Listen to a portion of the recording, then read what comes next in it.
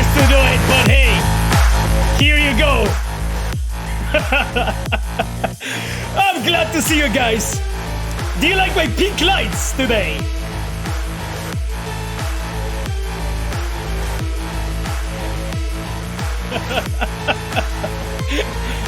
God damn it. Oh, God.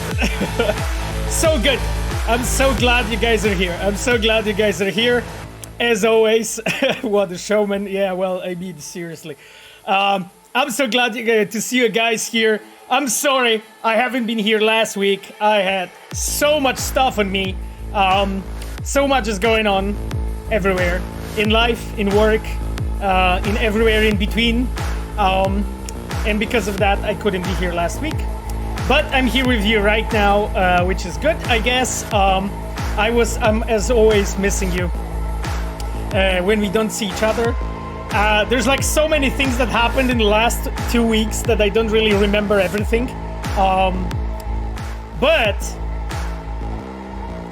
patch 1.7 DLC, of course. I mean, of course.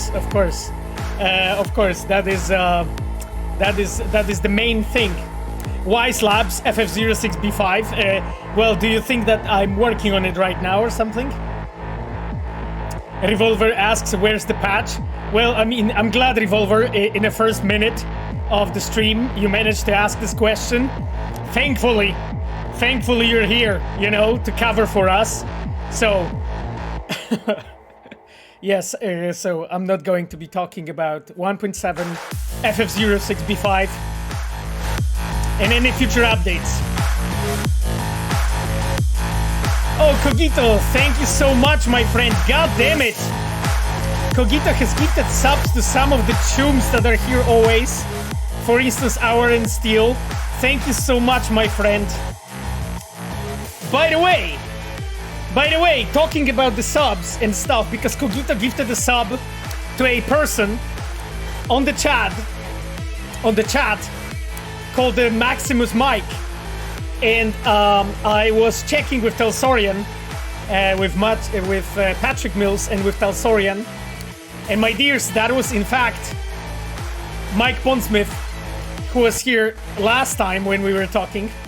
So, I wanted to say that next time, when you see the Maximum Mike on the chat, he will have the diamond icon already, because last time we weren't sure if it's him or not. I had to confirm the identity, as you can imagine, but I managed to.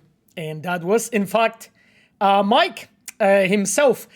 So that's why if you see him with a diamond icon on the chat, you will know it's him. So yes. Oh no, and we were so embarrassing. So it's actually funny because like Mike told Patrick, and Patrick related to me, that Mike likes watching us from time to time, as he says, Pavo and his chums. So, you know, nobody was embarrassing. I remember, like, at that time, the chat was so civil. Everyone was, like, so cool, so chill, like, so philosophical, you know, with the questions and everything. That was, like, particularly distinct and very delightful. And I was, you know, so many gentlemen and gentlewomen on a chat. I was amazed. And gentle people and gentle folks. So yes, that was like absolutely, I was absolutely proud of you guys. But to be honest, from what I remember, we were just talking about some embarrassing shit. So, but you know what? I mean, I think like Mike's loves us all. You know, either way, we are all his children. You know, so here you go. My dears. That being said, because there's much more I want to speak about, but before we move on, I want to mention our dear Reds and moderators on a chat. And I wanted to mention, of course, Ayano, our UI producer. Hello, Monica, and I'm really glad that you're with us already on the chat. Monica is also streaming. If you want to check her out, you can take a look in my recommended streamers tab. And we have, of course, Chivok, our customer support engineer. Hello, Chivok. Nice to have both of you here, my dears. And aside of that, I wanted to greet our dear moderators, of course, Cogito, who have you already seen on the chat, and my dear girlfriend Sapphire. Thank you so much for being here with us. Sapphire is working today and is looking with one eye on the chat. But I'm even more thankful that she's with us right now.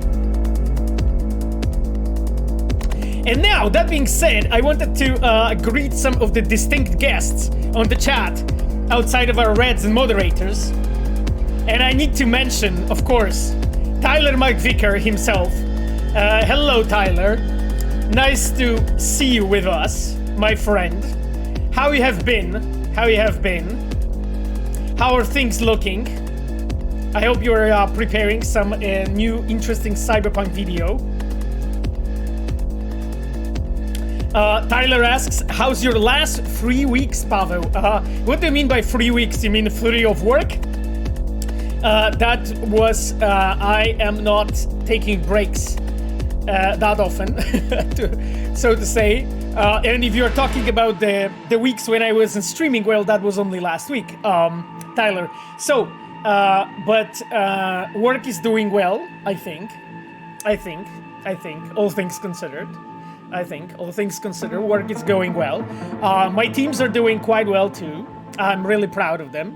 I remember like a few days ago or so, last week, I tweeted something about one of my team members. I won't maybe name her, but I was so proud of her when I saw her actually, like, you know, helping others and so on, helping young people who have just started sort of in a studio, just to show them the way, as you know, to quote Mandalorian, to show them the way, how it is to be a quest designer, in this specific case, open world designer, cinematic designer sometimes too, but in this case it was a quest designer.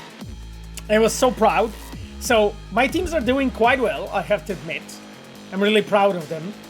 It's actually funny because, like, sometimes I'm speaking here on some of the things regarding, like, my teams or like what people have been working on and so on, and then they find out about me talking about it from someone else who told them, and it's actually so funny. Like, I remember I was playing the Pyramid song by Sarah Grümer. She is a quest designer on the. She was the quest designer on the quest, and I mentioned that. And she said that she had like bunch of people write to her on like DMs and shit, you know, to thank her for Judy and for that quest and so on. And I was like, that is so nice, you know, that is so nice. I'm really glad. They're holding the door open. Tyler wrote, yeah, exactly. Holding the door, you know, for someone else. I think this is really, really important, you know, because like each of us has been a junior or a intern at some point, and it's good to remember, you know. In Polish, we have this fantastic saying, zapomniał wół jak cielęciem był, which basically means I actually don't know how to translate that. Taurus forgot when he was a young cow. I don't know how to translate that, but it's a great Polish saying, basically, and I'm really happy. I'm really happy to see that, you know, like the members of the team are growing and they're actually helping others and so on. I see that Woodin wrote, Pavel is in his Sigma Phantom Liberty grind set. Well, I mean, I'm in my grind set for most of my life. Not only now, to be completely honest with you, but of course, you know, some of the things are like more visible for you and some of that are less. It's actually interesting, you know, because like at the times when we are like showing you guys stuff, this is already usually the time when sort of like some chunk or specific part of work has been done so that we can show it. And in the times when we are actually quiet, this is the times when actually the most is happening, you know, the most work is happening, the most cool shit is happening that we can't speak about. So yes, that is basically the bull forgot about being the little cow. Crucifix. Oh, thank you. That could be it. That could be it. Okay, Jesus Christ, I'm seriously getting lost in all of those comments in the chat. My friends, you are sending me to some weird places with those comments. Tyler mentioned I'm working on a video called More Perfecter. Interesting. That talks about my little neat pics of perfect games like Witcher and Cyberpunk. Really, Tyler? That actually sounds really awesome. I have to say. That actually sounds really awesome. Guys, I'm reading right now one of my favorite books of all time again, which is The Mastery by Robert Greene. I actually have a physical copy right now that I've been gifted, which I'm really, really thankful for. And I'm reading The Mastery right now. I'm almost done with it. And it's like this book is just such a gold mine. Such a fucking gold mine. And like, there is like a whole chapter about like basically you as a creator being sort of in your creative phase and being ready to take the challenges. And it speaks about the typical sort of pitfalls and dangers of you growing complacent and of you growing, I would say, comfortable and losing the hunger. And yeah, and I think like the release of Cyberpunk made me probably the most hungry I've been ever in my life. It was such a humiliation to such extent that it completely like changed my way of thinking about stuff. And I think that you're going to find out at some point when we'll be ready to talk about it and show you stuff. But I think I'm really, really grateful and humbled for this fucking lesson, you know? It's like, it's always like, it's really interesting, you know, like in life, when that lesson happens and you're getting fucking slapped all over the place, it hurts. Yeah, it hurts like hell.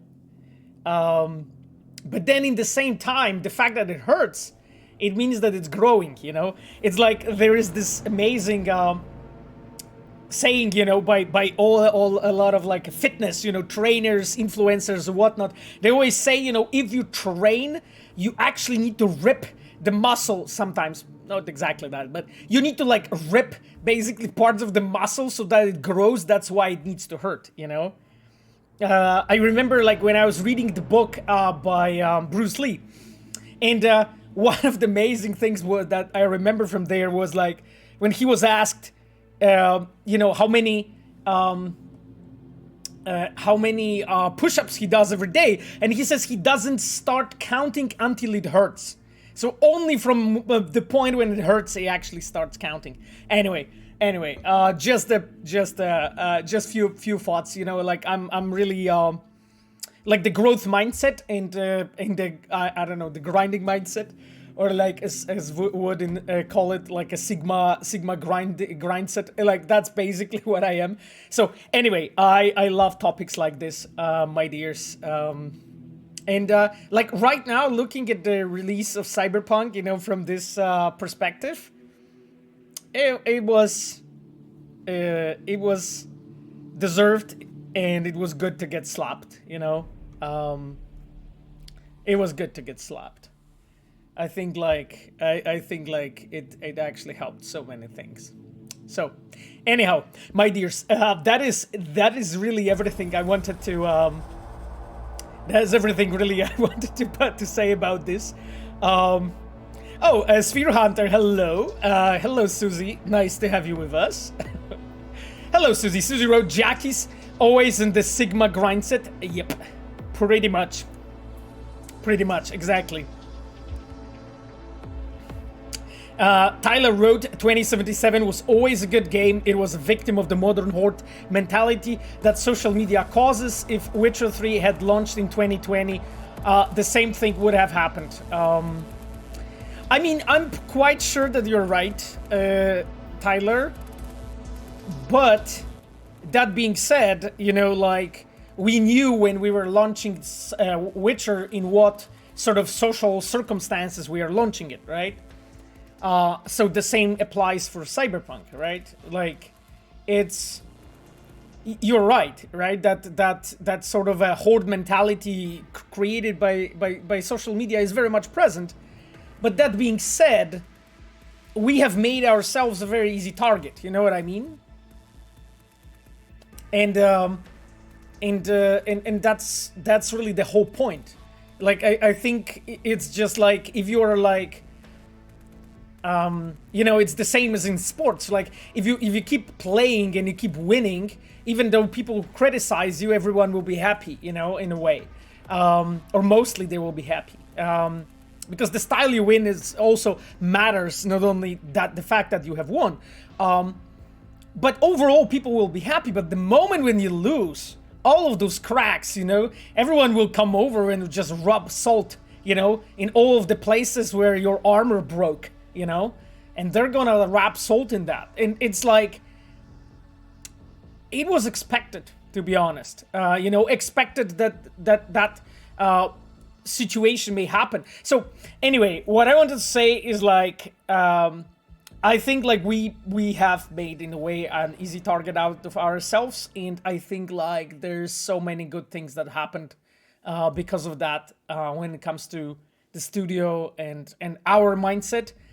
Yeah, and I really want to show I really want to show some people what we can fucking do, you know.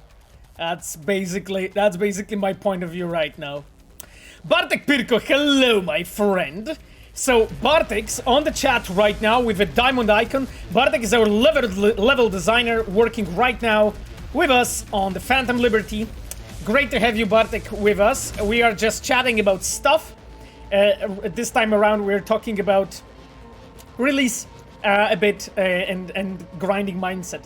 I'm so happy that so many of you, my friends, are here. God damn it, I'm honestly so lost in this chat.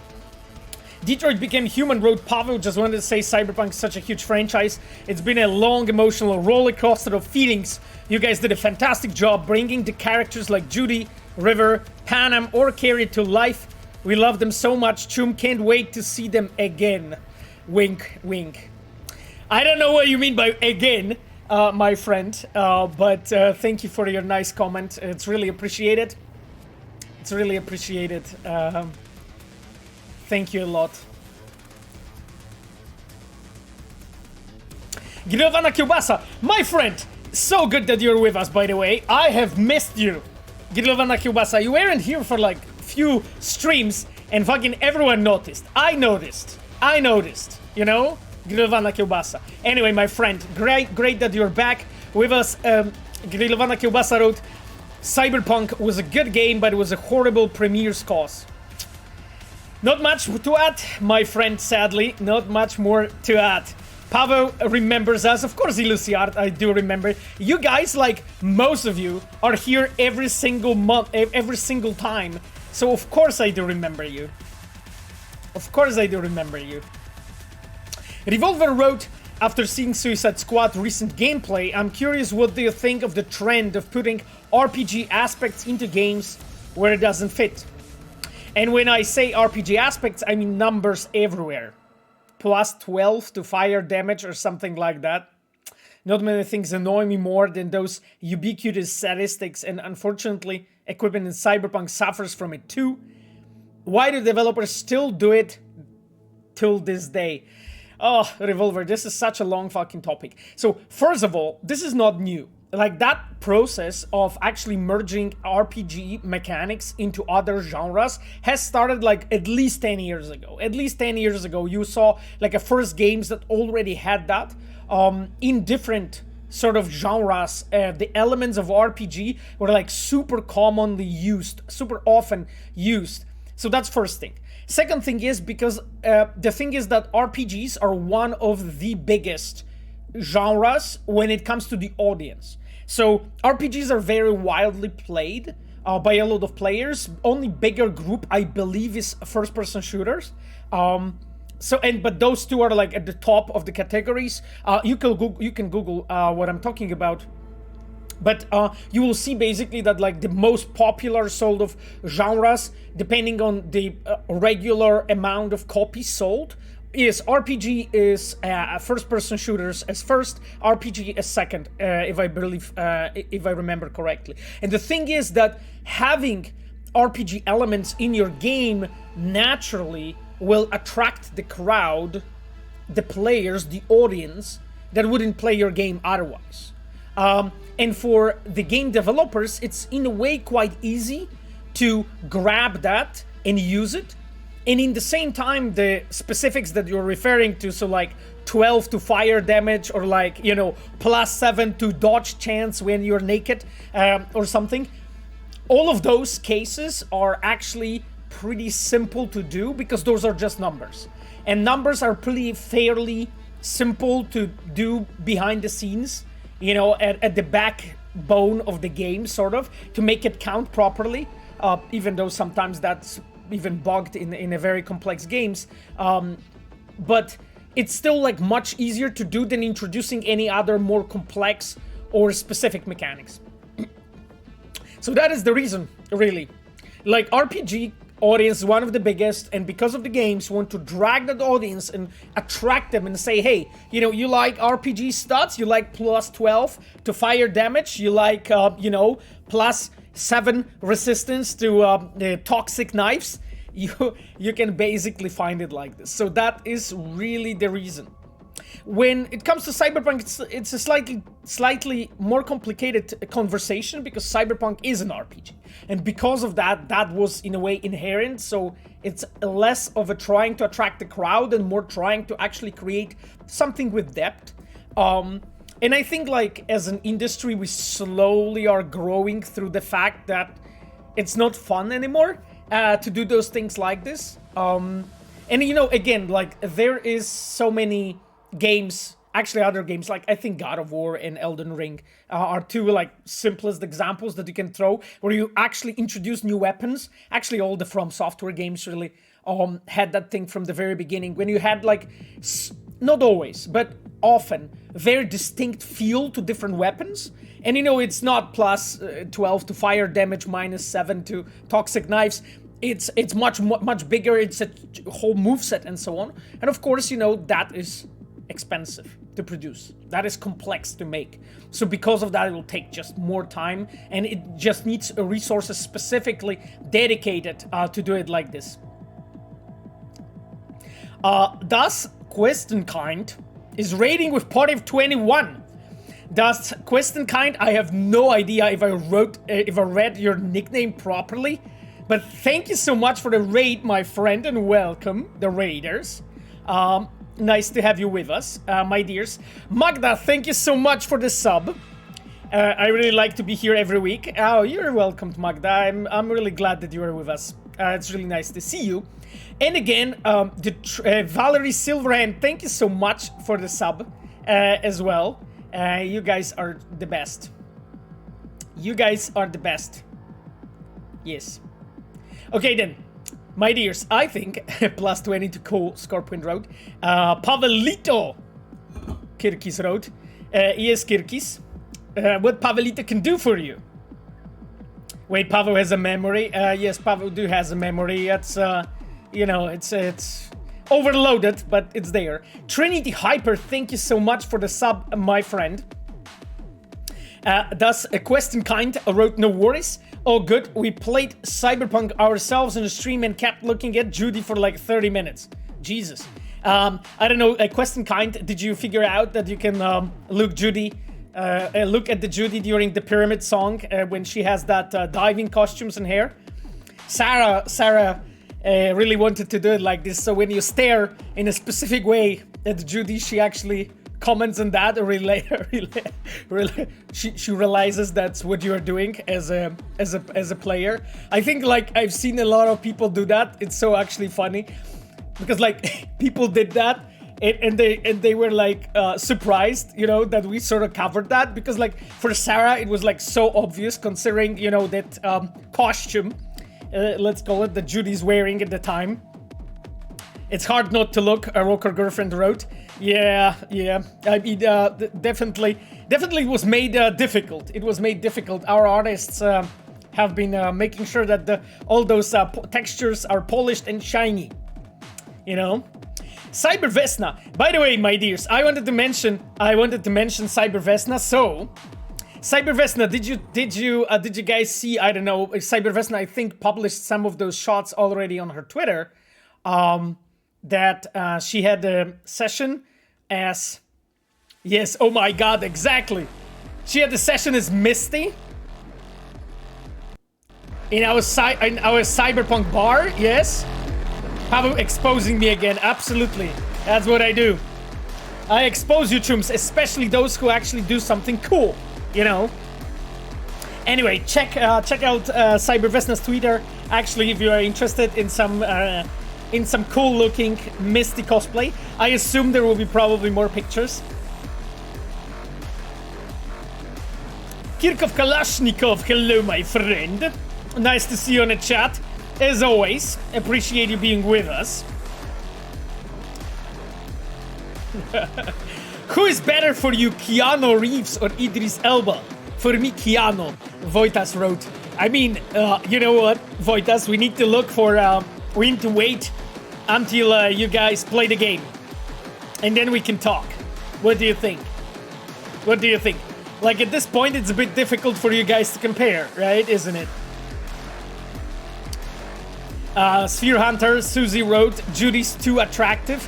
So well played on your guys' part. Yeah, well, I mean, that was primarily Sarah, honestly. She knew that this is gonna happen, so... Borko asks how long we can compare. I don't know. How many months there is in a year, you know? That will give us some point of reference. Rodkiv asks, in Polish, do we have a date for a release of the DLC? It's an expansion, my friend. Not a DLC, not commenting on any dates, my friend. How long did it take to create the characters? God, I'm Seeding the King asks. My friend, but you're asking about graphics? Or the story? Or voiceover? Or writing? Because it took the whole production of Cyberpunk, you know, to create the characters. That's basically how long it takes, really, you know. If you're talking about graphics modeling. I believe that each main character is around few months of work, from like absolute zero to absolute polish. One single character. Because like those main characters, they are very unique. They're made of unique components, and very often they have unique eyes. They have often unique complexion. They very rarely have reused components from other characters. It sometimes happens, but not... I don't think it ever happens in primary characters. In secondary characters, sometimes does. In tertiary characters, it does too. But those characters have some unique components to them on top of that, to customize them. They also have unique eyes. They definitely have unique hairstyles. And you guys may know or may not know, but in AAA, normally it is like this, that hair artists are separate people, you know? We have like a wonderful hair art team, like for instance Sara Petruzzi. Sara is a hair artist for Cyberpunk. She's doing fantastic fucking job, by the way. I hope she never finds out that I said it, but I fucking love the hair she's making. Lokina, thank you so much for the prime, my friend. Hello, hello, nice to have you. Machiavelli said, you know there's gonna be war with like capital W-I-W-A-R if FemV players can't romance Solomon Reed. I mean, yeah, who knows? Who knows, Machiavelli, what happens? I know. It makes me excited to, you know, to be on social media at that time. Makes me very, very excited for all of those hot takes. Let's call it like this, Machiavelli. I'm ready. I'm getting ready my second cheek, you know. When I talked about getting slapped, you know, I'm getting ready, getting my second cheek ready, you know, because I'm sure people will be slapping us for anything. But you know what? Fuck this shit. I'm ready. You know, Since release of Cyberpunk, I have a metal fucking jaw, so I can take it.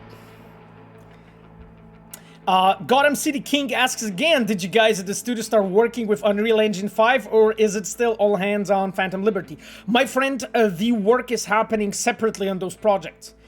So the Phantom Liberty is happening on the Red Engine, while the Polaris project, so the new Witcher game, is happening on Unreal. And that has started some time ago. My friend. Can talk more about it, but, you know, that, I think, should answer your question. Guru1911 asks, not sure if this is spoilers. I mean, it's like, if you start your question like this, most likely it is. But what point in the main story is a good time to pursue Phantom Liberty? Guru asks. Exactly. So, no comment regarding this. My friend, too many spoilers. You know, I will allow you to discover everything, my friends, on your own. You know, I don't want to, you know, my rumbling to be a detriment to your fun. You know what I mean? Yes. Cybervesta wrote, okay, I had to fix Hanako's body myself. All the stuff I've learned for the thirst. Well, yes, I mean, you know what? Like, if the first leads you guys to modding and makes you guys make art, you know, I mean, there's various motivations in the world that make people become the best version of themselves, you know? And if Cybervesna, the thirst, is exactly what makes you the best version of yourself, fucking go for it, you know? I'm proud of you. I'm proud of you. Pablo asks, Pablo, do you as a quest director have any influence in the release date of EP1? Is it decided collectively by the directors or is it decided by the board? So, Pablo, it's kind of the same every single time, which is that the directors can advise. I mean, it has changed slightly because right now we have more of a say than we used to. But basically, right now it is like this, that like all the sort of key directors have the say in that. And that is being discussed together. But, you know, of course, you know, those calls, you know, when and so on, what happens, those are always made by, you know, the top, the CEO and the board. You know, they are the guys that have all of that in their hands, but they are working with the data we provide and with the opinions we provide. So that's the answer I can give you, Pablo, without going much more into detail, because sadly this is a bit too dangerous area for me to speak more about it. Domator asks, are you satisfied with recent Cyberpunk reviews on Steam, 88% on and other platforms? Domator, I am fucking proud, honestly, of Cyberpunk 2077. But I am completely conscious of the shortcomings of the game, of what works, what doesn't. You know, I spend every single day thinking about stuff that worked out and didn't work out. And I spend every single day reading and thinking about things like this and trying to adapt the strategy and my decision making to make sure that it's better next time. So if I'm satisfied with 86%, no, I'm not satisfied with 86%. Maybe if it would be 96%, I would be satisfied. But probably not as well, you know? Because, like, there is so many things that I know I can do myself better, let alone as a studio, that, you know, like, I won't ever be fucking satisfied, you know? Like, that's the thing. Like, I want to stay hungry the way I've been when I was, like, 19, 20, 21, when I actually started working in the industry, and 86% is not satisfactory for me, my friend. That is, you know, I'm proud of the game, but I know we can do better. Come on. Strictly 9 asks, will there be a chance for another romance quests from Pavel Sasko in the future? Shani is my favorite. Well, Strictly 9, I mean, like, you know, who knows? Who knows? One day, maybe I will do, like, some not safe for work, you know, purely romance-focused game when the only thing you do, you just flirt and romance and just build your, non-polyamorous empire, the leisure Larry incarnation, the game. That's who knows? Who knows what will happen in the future? For me, the romances are, of course, important part of Cyberpunk as a genre, as a game, and I love them, honestly. But if I'm going to be making more romances, well, we'll see in the future, my friend. I think I would love that, to be honest. I think I'd love that, Harem RPG, exactly, your goat. Yes. Barney said, I'm checking GOG 3-4 times every day for Cyberpunk update. God damn it, my friend. Pavo dating sim? Well, not Pavo dating sim. Just a dating sim. I will be in the credits, but not like Pavo dating sim. What? I'm off the market. My friend. So, not talking about it. Revolver Solida said, on the other hand, sometimes it's better to have a lower percentage, but to know that the game has been remembered more than the titles with a higher percentage. Good point, Revolver. Forza Horizon 4 and 5 has over 90, but will this game stick in players' memories for years to come? I doubt it. Yeah, I mean, good point, Revolver. To quad decks, Quiet Life or Blaze of Glory. And for me, it's a fucking Blaze of Glory, my friend. And if I'm gonna burn during that, let it burn. Let it fucking burn. I hope it's gonna be hot. You know what? Because that's exactly what I'm gonna do. That's it. The fucking Blaze of Glory every single day. That's my choice, So Wakako Romans when? Glassolalia asked. Glassolalia, you need to poke, Cybervesna. And be like, she needs to step up her game, Fixing the body is one thing, but, what's next? What's next? Cybervesna. So, come on. Machiavellero, don't fear the Reaper. Yep, exactly. Fucking hell yes. I just tune in, I just tune in the rebel path, fucking shit is on fire. I put on this suit and I go to the comment section.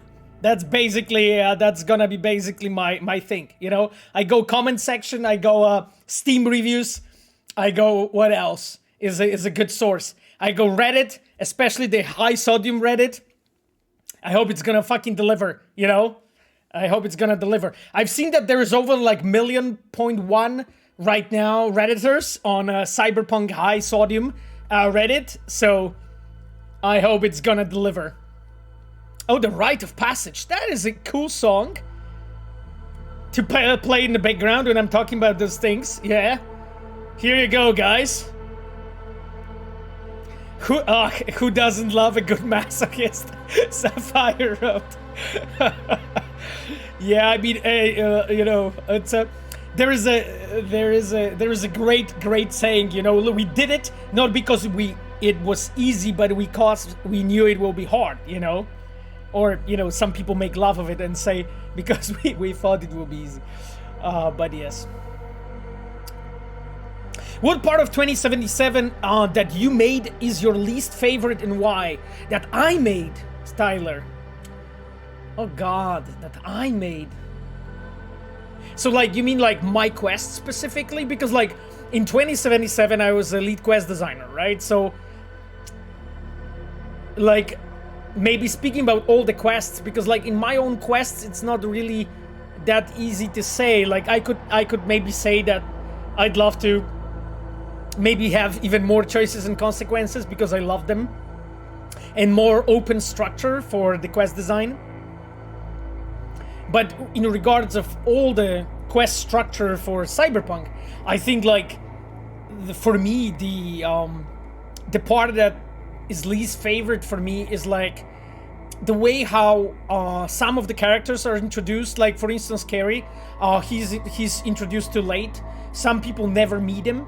Same goes for River Ward, unfortunately. And that's one thing. Second thing is telegraphing of some choices that we have made was just done way too.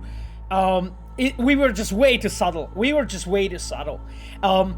I watched a few days ago a great talk actually by lead designer of Dishonored 2. And it was interesting because he was on GDC talking a few years back. I think it was a talk from 2019. He was talking about the fact that they discovered that in Dishonored 2 that when choices were too subtle, players didn't see them. And when they were doing the playtests, all the players told them that the game is linear and the game has no choices and consequences whatsoever. And only when they made the players talk to each other, they realized that they made different choices that made them actually have a different experience. That is unfortunately something that happened to us a bit, you know? A lot of players didn't realize that there's more behind the shroud, in a way, behind the curtain. And they just like made some choices and went with it, and they thought that that's everything that game has to offer. They tried only one build and played with it, and never again like tried different weapons, different builds, different approaches to combat. You know, didn't try stealth, didn't try sniper rifles, didn't try melee, didn't try knife throwing, you know, I don't know, didn't try vehicles, you know, in general, so like motorcycles or cars, you know, all that stuff. People just made some simple choices and stuck with them, and for them it looked like the game is lacking depth in a way. So like I think on all of those levels, like we need to improve in a way how we are actually in one way is like making the narrative that has a lot of subtlety, and you still can really feel those characters, but in the same time try to like balance it out, you know? Like I tried to do that between like the pickup in prologue and holding on in my quests, like let's say in Totetans and so on, when all of those choices come back, right? And every time when you go to Totetans, there's either Patricia or Dum Dum or Royce or Brick. They always tell you what you have done, therefore they are there, you know? So as a player, as a designer, I'm hoping that as a player, you put together, you know, those things and be like, wait, could I have done different thing there, you know, and actually realize that you could. So I think that's one of the least favorite. Like other things, Tyler, is like the fact that I really love personally like open structures in quest design in general. Like you can look at the pickup, you know, and some of other things that I made, like those are like my personal things for my personal style.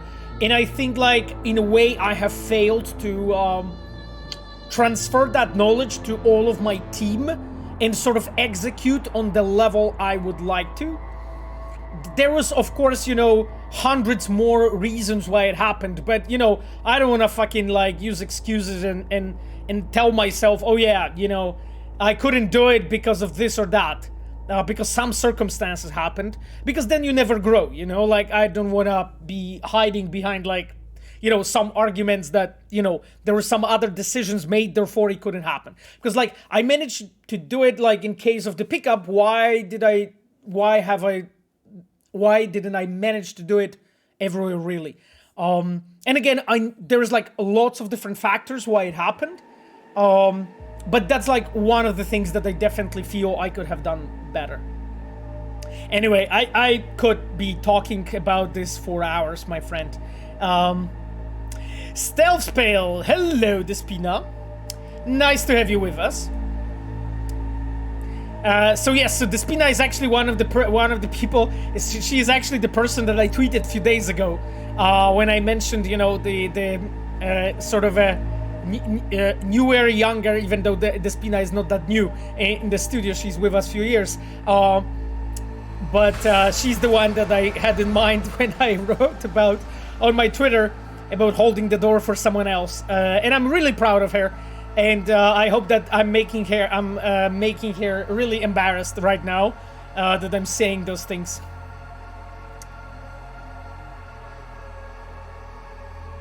Valerie Silverhand wrote, I wish choices affected the endings a bit more. Your relationship level with Johnny should have made their endings dialogue differ. I didn't really understand why V is so angry at him when you trust him to get you to Mikoshi. Yep. That's like one of few of the things that definitely didn't work out the way I would love it to work out, Valerie. Very good point. Very good point.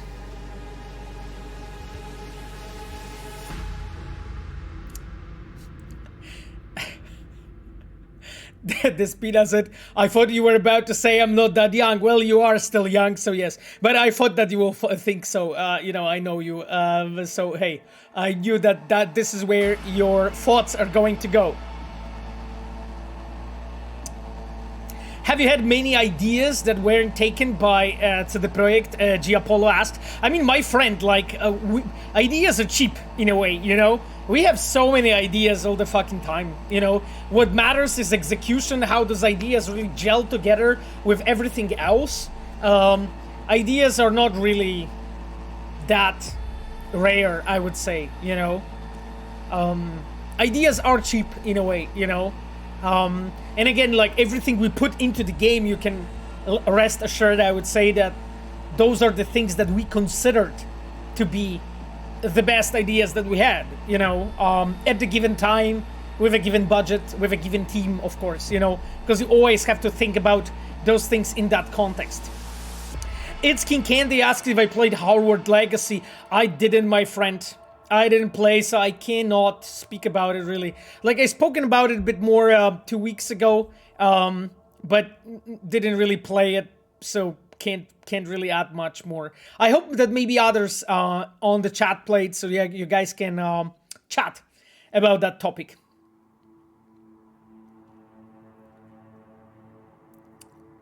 Gotham City Knight wrote, that's why I'm scared to kill the Voodoo Boys. I feel like in the next game, you guys are gonna make my character regret doing it. Lol. I mean, there should be always consequences for your choices, you know. And they shouldn't be ever negative or positive. They should be just consequences, you know, like in the real life. There's always two sides to the story, you know, my friend. Always two sides to the story. Jesus Christ. Tyler asks, I know this is a long time ago, but a similar question for Witcher. What part of Witcher 3 that you made is your least favorite and why?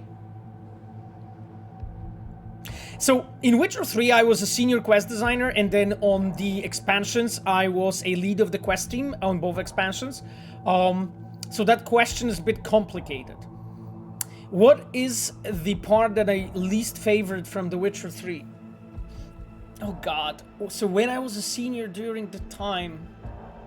I mean, there were some quests that I didn't really enjoy that much, because they had like really sort of a complex and convoluted and strange history, you know, why they turned out the way they turned out. Like, for instance, the first introduction of Keramet. Like, I like it the way I did it, till the point when you go to those fucking caves, right? Like, those fucking caves were like such a pain in the ass, in general. To like make it really well, Tyler. So like I didn't enjoy it too much, like wandering in the dark. I tried to like do like lots of small cool things there, but overall, like I don't think the quest had like enough like premise. It didn't really like I was still at a time, I think, as a creator when I was trying to discover my style. And again, like I think as an artist, you are in the process of discovering your style whole your life, really. But like I think like right now I know a bit more about my style than before.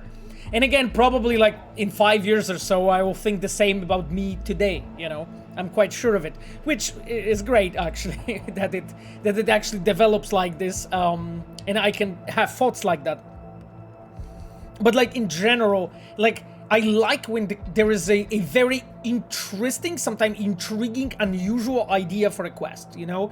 And looking at the stuff I made for Witcher and then later for Cyberpunk, you will see that there, in a way, I try to grasp it, right? Like, for instance, you know, the pickup, it has a very unique, maybe not unique, but specific angle, the way it's done. When you look at, for instance, you know, the first moment when Johnny Silverhand takes over your body. Like, I always try to, like, surprise and impress the player in ways, you know, and the moments when I don't, I find it, like, I treat it as my own personal failure, in a way. So, for instance, when you are going to look for Grayson and so on, I'm trying to make it interesting.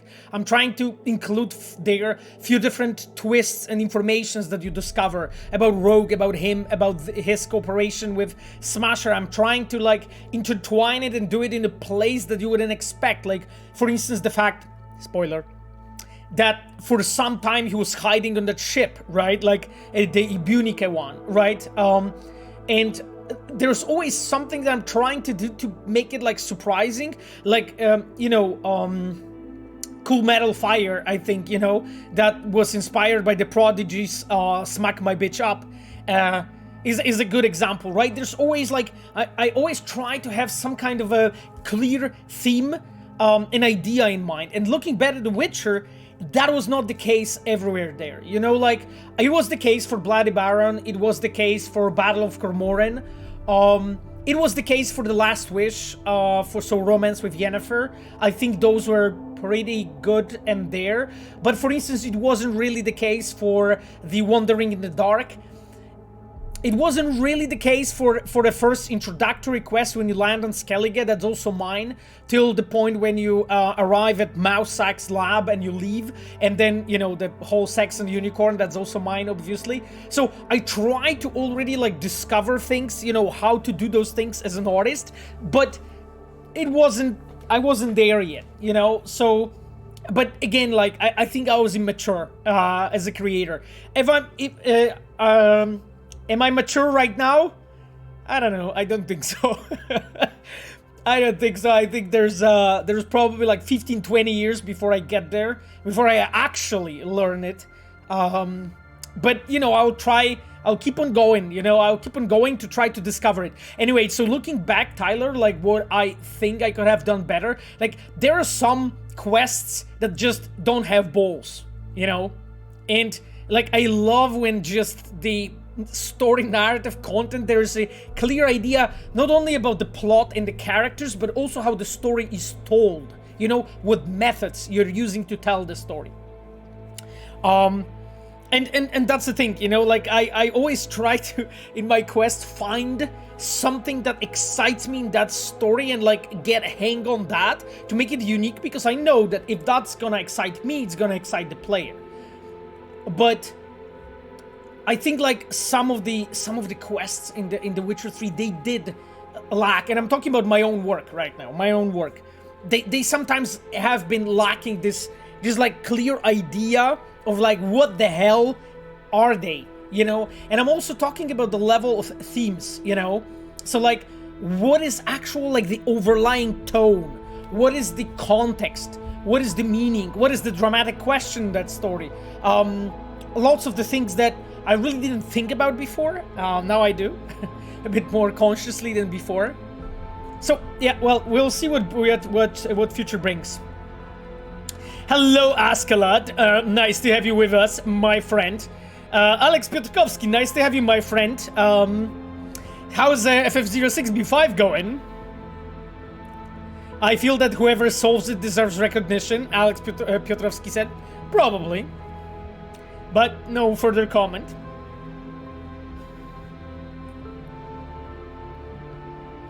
Pinky Julian said, me and some chumps recently noticed that Saul and Teddy could have survived during the star ending. Did you guys decide later to kill them off to balance the ending or not make it the happy one? It was about not making it the happy one, Pinky Julian, but I wasn't involved that deeply in that decision, so I don't know more background here. We would have to have here the designers that worked specifically on the Nomad storyline, so Błażej, Augustynek, Konrad, Chlasta. Those are the guys that are making, I think, the most decisions regarding that stuff there. So I honestly don't 100% know, but I believe that's the answer. So basically about not making the one that is too happy. Yes. My poor Teddy. I'm sorry, Larakel. I'm sorry. Well, you know how it is. Happy Sunday, Shraft2K Road. Happy Sunday to you, my friend. Steinbjorn. Steinbjorn ending spoilers ahead. Jesus. Was there any plans for Judy or River endings? I feel kind of weird that the Judy ending is implemented in the Panams. Judy is talented tech and River had some acquaintances in police. Besides, his ex is a medic and scientist, yet they are just not there when V really needs someone to help her, while River and V are kind of different and their ways would probably have parted anyway. Lack of Judy in the ending was kind of weird. Steinbjorn, yeah, I feel you, my friend. We discovered that when we were working on this at some point. I remember this conversation, and the problem was time, budget, people that we had in our disposal to produce it, to make it for you guys. Therefore, the call was made to do it the way it's done right now. I haven't been involved in this specific conversation though, to be completely honest with you, but I do remember the topic being brought up to the table as an issue. I think in this case it was more Mateusz Tomaszkiewicz, who at that time was a quest director, who was handling this this topic. Because like the way it worked between me and Matti at the time was like we basically had topics that I was running and Matti had his own topics that he was running, kind of the way how I am right now with my leads in the narrative departments. Machiavelli says Cyberpunk has souls and genuine about stories in the game. Most games nowadays are soulless and devs are afraid to make interesting stories, but most of them are afraid from Twitter freaks. Well, I mean, I think Machiavelli is an interesting point. It just actually, well, I don't know much about the Twitter freaks, but what I know a lot about is just I would say, artistic courage, you know? And the thing is, like, this is literally the same thing. Like, no matter if it's a game, or is it the music, or is it the movie, or is it the book, or even article, or poetry, or erotic, or whatever you're working on, you know, you need to have as a creator some kind of artistic bravery, you know, in you. Otherwise, it's just, you know, you always produce something that is not really relatable and won't really stay long in people's memory. That's the way it works. Hello, Muzzy. Nice to have you with us. So my friend Muzzy, or Michał, for those who know. Michał is our art lead QA. Thank you so much, Muzzy, for being with us here, my friend. We are, you know, chatting about life. Muzzy wrote, oh no, spoilers. Well, you know, we need to survive. We need to survive somehow, but, you know, the spoilers part is over, hopefully. Rivia Wolf Edits wrote, I've noticed there is another serial killer in Night City. Other than Anthony Harris, someone who also operated in Europe and came back. He also cleans up the crime scenes with the player when the player discovers it. Is there more to the mystery? Well, I mean, Review Wolf Edits, I don't know. You know, I am positive that you guys will be finding stuff in Cyberpunk for some time still. You know, it's really interesting to me, you know, to see the conversations actually on Reddit that are popping up almost weekly about that topics that like someone discovered or someone realized, you know. Like I remember like after the release of Cyberpunk, I mentioned here on the stream at some point to you, my dears. I said that, you know, I know that you guys are going to, you know, come back to so many different topics from Cyberpunk when other games came out. You know, when other games will be in the market and you can actually compare. And then when you have a point of comparison, it's a different conversation. And I've seen an interesting topic literally a few days ago on Reddit, specifically regarding our mimics in lipsync, in Jolly, and all that stuff, you know, and also like it's of course, you know, partially connected to the work that our amazing cinematic designers are doing, you know, of making sure that those characters, when they act, they actually really act with their faces, and you can really see them sad. Like I remember those Redditors writing about, you know, Judy and how sad she was at the time, at the specific moment with Evelyn, obviously. And it just shows that it takes actually some time for you when you experience something to experience something different, and something becomes apparent only when you can compare it to something else. And it's not really that obvious when you can't compare it. It's a very interesting thing in life, you know? Like, I remember Witcher 3 started growing in popularity years after it was shipped. You know? It was like release of the second expansion, and then like some sales and stuff, and then of course the Witcher Netflix show. Those things like sort of coincided together, and that made the legend of The Witcher 3 grow, especially that because for many years there wasn't a game that could have been compared in some way to The Witcher 3. And you know, a lot of people would probably make a point that even nowadays it's hard to compare it to something.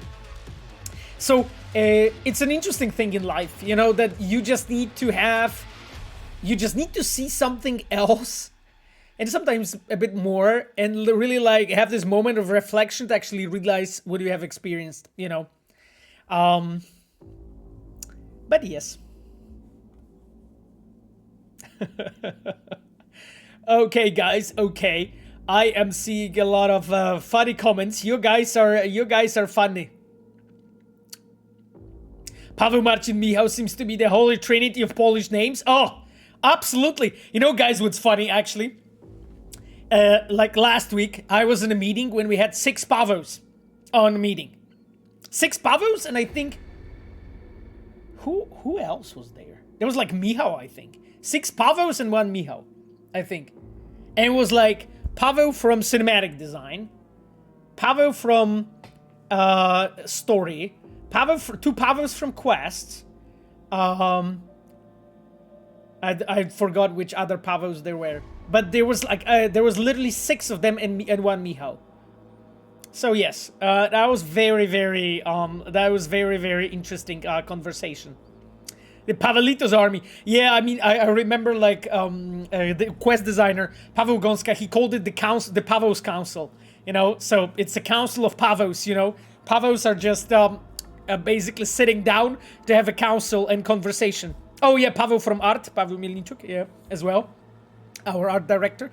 Anyway, it's very funny actually. The Council of Pawels is actually so funny because like normally when we are discussing things in a meeting and so on, you just basically refer to the people by their name, right?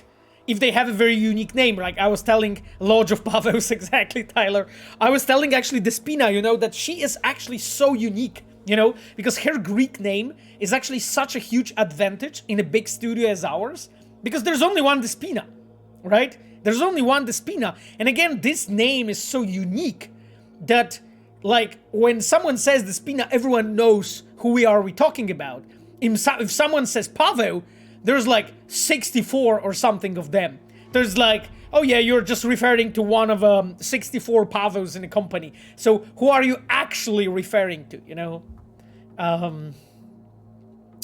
Are there any people named Tyler in the CDPR? Yes.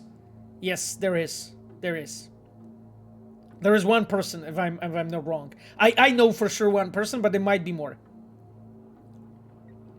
Oh, the worst thing is when someone has a name that sounds like a surname. Muzzy wrote, yep. Unfortunately, we have also that too. Like seriously, like this is like some ultimate trolling, you know. Sometimes.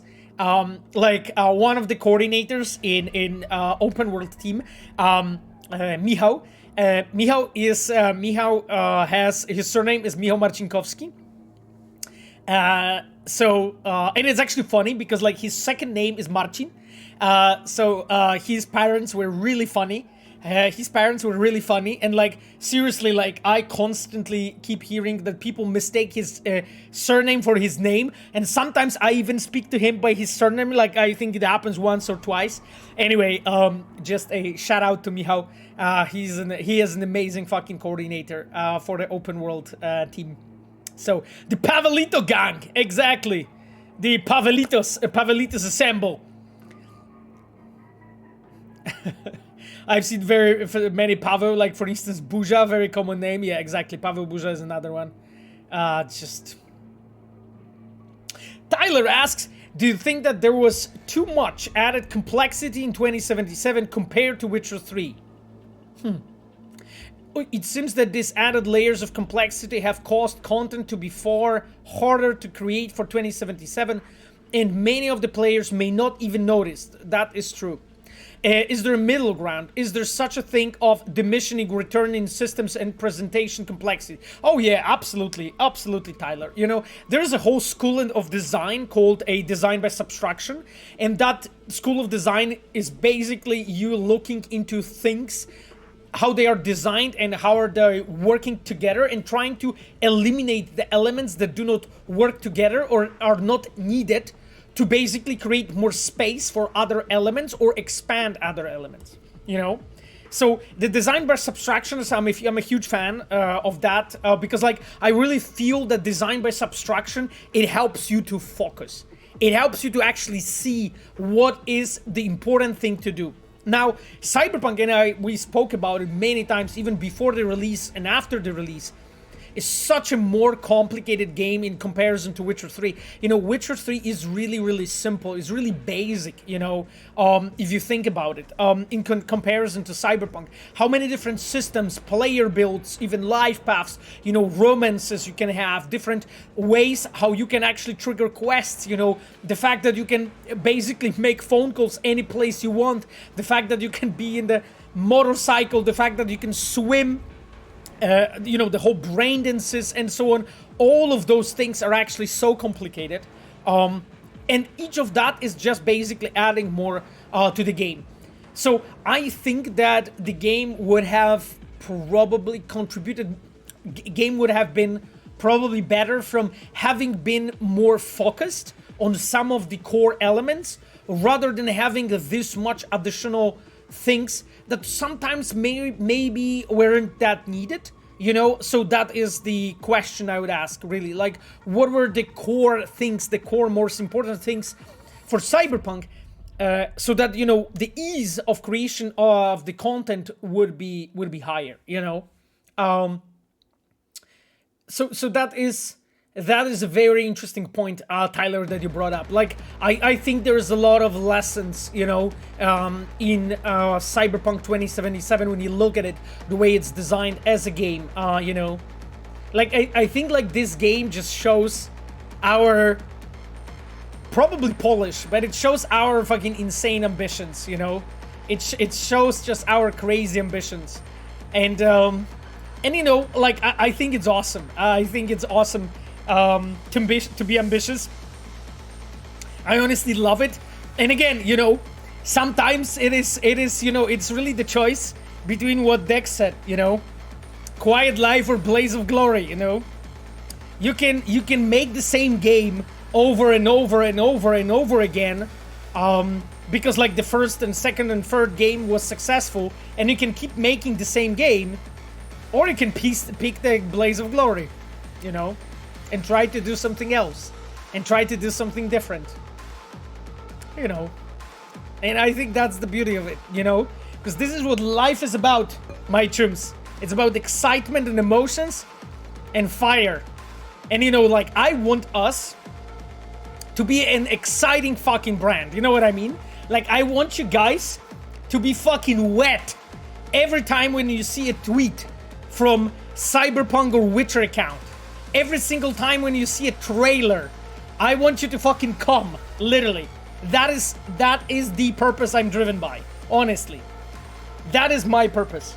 Like, it's supposed to be like literally just fucking, you know, a therapeutic experience, an out-of-body experience. This is what I want you to feel. Like, every time when we actually show something new, I want it to slap so fucking hard that you're like collecting your fucking teeth on another side of the room. You know what I mean?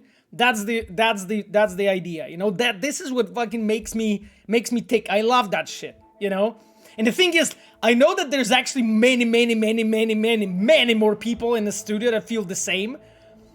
That is basically a family-friendly stream, Stealth Spell wrote. Hey, I mean, I'm just speaking truth. I'm just speaking truth. For a moment, let me not be the Friendly stream. Sapphire wrote, oh my god. Oh, well, I mean, I'm sorry. More to life than even that. Tyler, good god.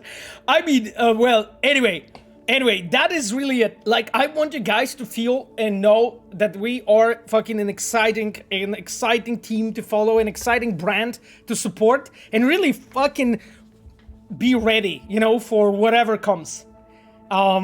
That's it, you know? That's why, like, when we were making, like, look when we were making Cyberpunk, right? Like, what we have done.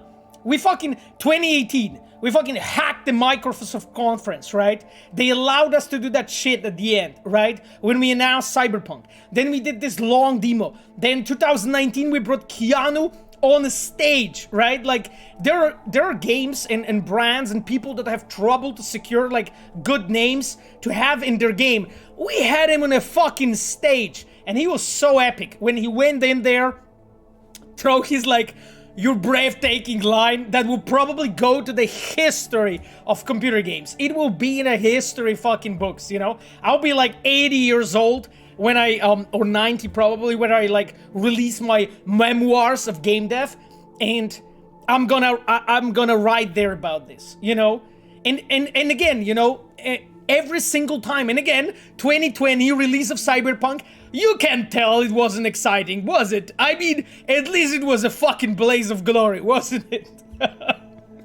Anyway, I would say every single time, you know, I love the fact that we're trying to excite you, you know? And again, you know, then there was what? Edge runners, right? Like the streams that we started doing. The 1.5, you know, with everything, but then 1.6 an Edge Runners update, you know, and the Edge Runners anime, you know, when we've been fucking working behind the scenes on this thing, you know, for you guys. And then fucking Idris Elba, you know? So, I mean, seriously. So if you didn't come at any point when those trailers were released, like, you need to check yourself, honestly. Because something's wrong there. Something's wrong there. As you can see, like, every single time we're trying to come in and be like, fuck yes, you know? Take it. Anyway, Sapphire wrote, it was going to be so amazing.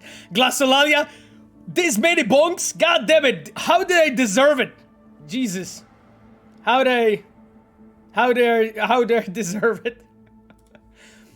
Yes. Okay, Phantom Liberty isn't the only thing expanding in Night City. Oh god. What is this chat? Jesus, I have fucking unleashed some I have unleashed some demons. Check yourself before you wreck yourself. Pavel Saska, Mr. Snail Road. Thank you, that is an excellent tagline. Excellent timeline. Excellent tagline.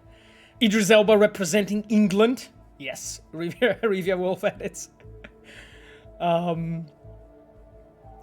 Okay then, my dears, let me actually check the chat. So Phantom Liberty became from just fine to make everyone wet now. No. Cyber Caldas. It's good that you're with us here. So it's still just fucking okay, you know, but that still can be enough to be wet, okay? I think so. That is my professional opinion, okay? That is my professional opinion. Anyway, my dears, I don't want to hype you up because that's not the point. That's not the point. I'm more talking about philosophy of the decisions and what and how and why. Yes. Anyway, because this is what matters in life. Today's stream, in a nutshell, Pavel telling us to embrace our thirst and make our pants wet. Oh, God. Thank you, guys. This stream is insane today, Tyler wrote. I mean, this stream is the same as every time. Why is it, what's different? Like, what's new? I don't know. Anyway, we want our claim on Idris too, Sapphire wrote last, because Sapphire's from Scotland, so that is the reason. That is the reason. My friends, so, that being said, I mean, don't you guys think we should maybe play some game? I think we should play some game. By the way, I don't know if you saw the title of the stream, but the Cyberpunk quest director plays Cyberpunk eventually. So here you go. You fucking trolls, you know? 1 more hour? I mean, I know that today, like, we were just super fucking brief, but we need to keep playing the game. Come on. Maybe playing will calm you down, horny Sasko. I don't think this will help. It's probably the opposite, Pinky Julian, to be completely honest with you, my friend. Pavel, have you ever played Outer Wilds? No, I didn't. Raindrop top. Didn't have a chance, unfortunately. Machiavelli said, I saw people generally asking about Asm Smasher romance. This is nothing. Well, I mean, you know, I'm not sure if Miss Smasher is with us, but, I mean, come on. Absolutely, absolutely, she would probably ask for that. Cyber Vesna wrote, what do you think of Disco Elysium? I didn't manage to finish it, Cyber Vesna. It took it as a study subject in narrative, but I was surprised with what this game really is. It's not for everyone, and it's a great subject of translating tabletop RPG mechanics into video game. I can't stop being impressed by the story and the narrative itself. Writing is really good. It feels more like reading a good book rather than playing a game. Yes, I mean, Cyber Vesna, like, I think, like, Disco Elysium by all means is a visual novel. Really, like, the game itself there is very, very, like, I would say basic, and the gameplay mechanics is really simple overall. So, like, on the systemic level, I'm talking, so, like, absolutely, like, Disco Elysium feels like reading a book, like reading a philosophical book or a sort of alternate reality book based on a solid philosophical foundations. This is how it feels when you play Disco Elysium. It's very surprising, you know, the construction of your own psyche and the way it works. Like, I remember the moments when I was talking to my own fucking Thai. You know what I mean? And so it's definitely something very memorable. Disco Elysium is #1 all-time PC game on Metacritic. JFC Fuller wrote. Interesting. I had no idea. Tyler wrote, Disco Elysium is a world. It sucked me in more than any game I've ever played. Wow, that's amazing. That's amazing. Pavel better play with Sapphire. This is going wrong. I mean, I'm not really sure, guys, what are you talking about?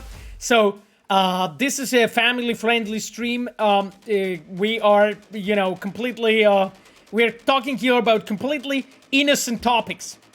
Ivona PhD, greetings! Hello, Ivona, nice to have you with us. You haven't been here for so long. We have missed you. God damn it, Ivona. What have you been up to when you weren't here? When you weren't watching us? God damn it.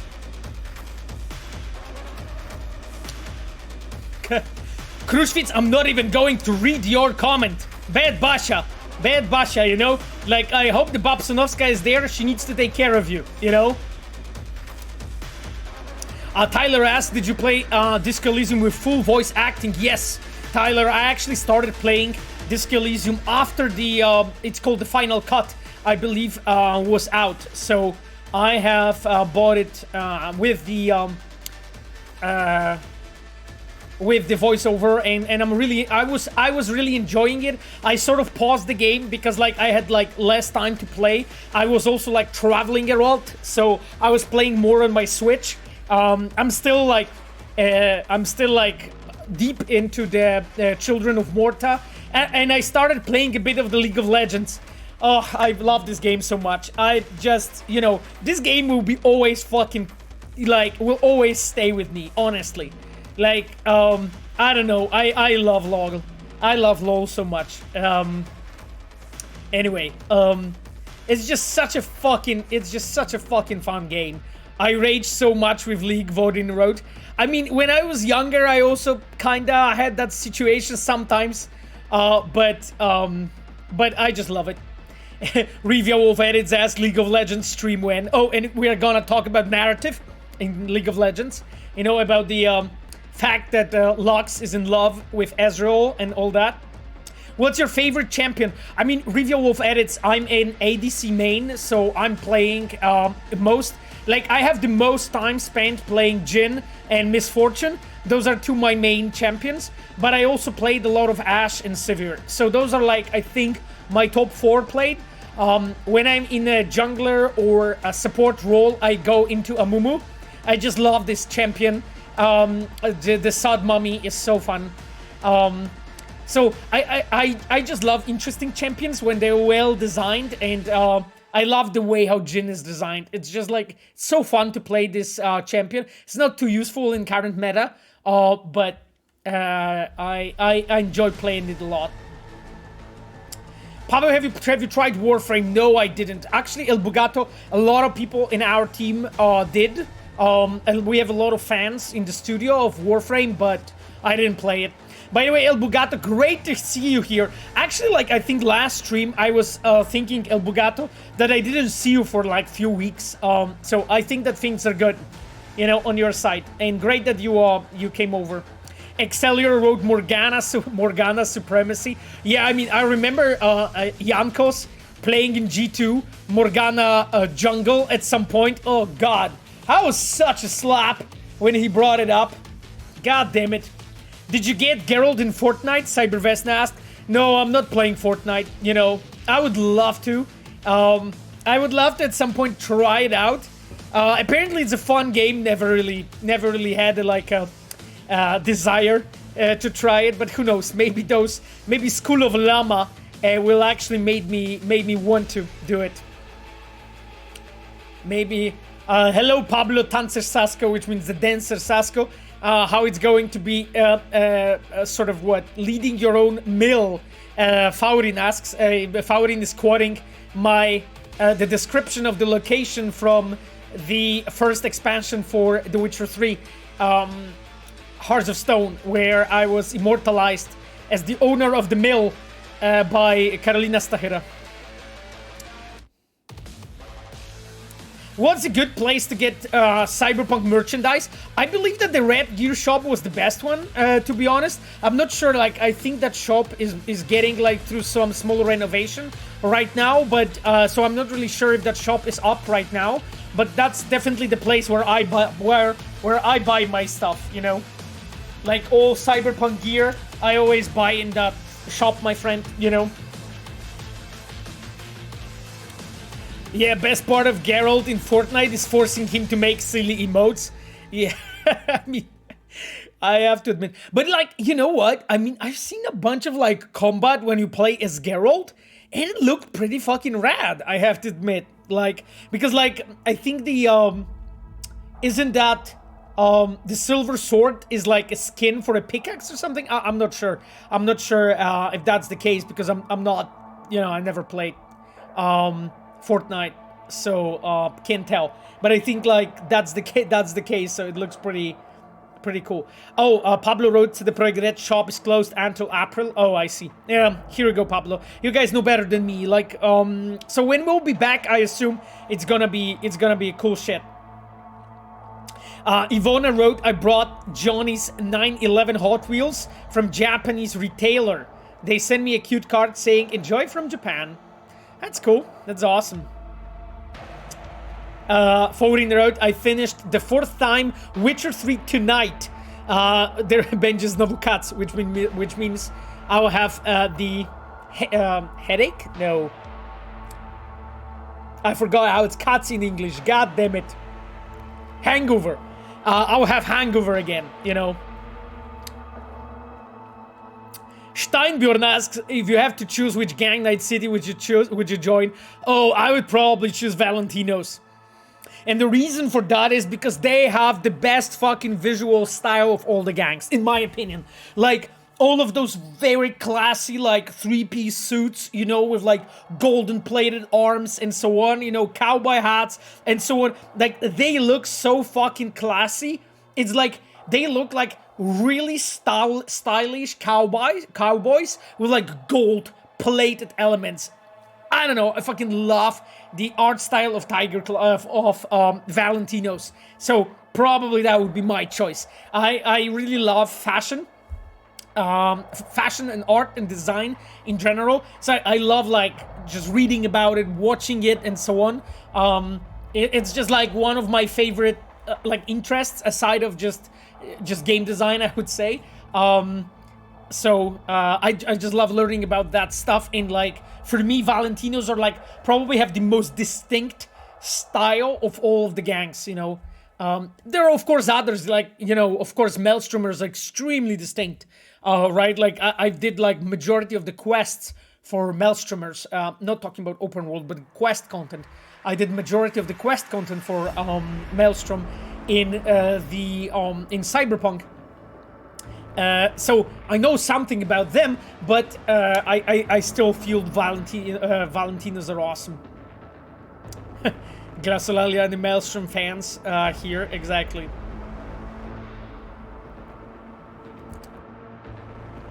Talia Kid asks, greetings Pavo, how's it going? Oh, it's going well. Talia, we were actually just talking about League of Legends. Are you play League with Talia? That's your champion?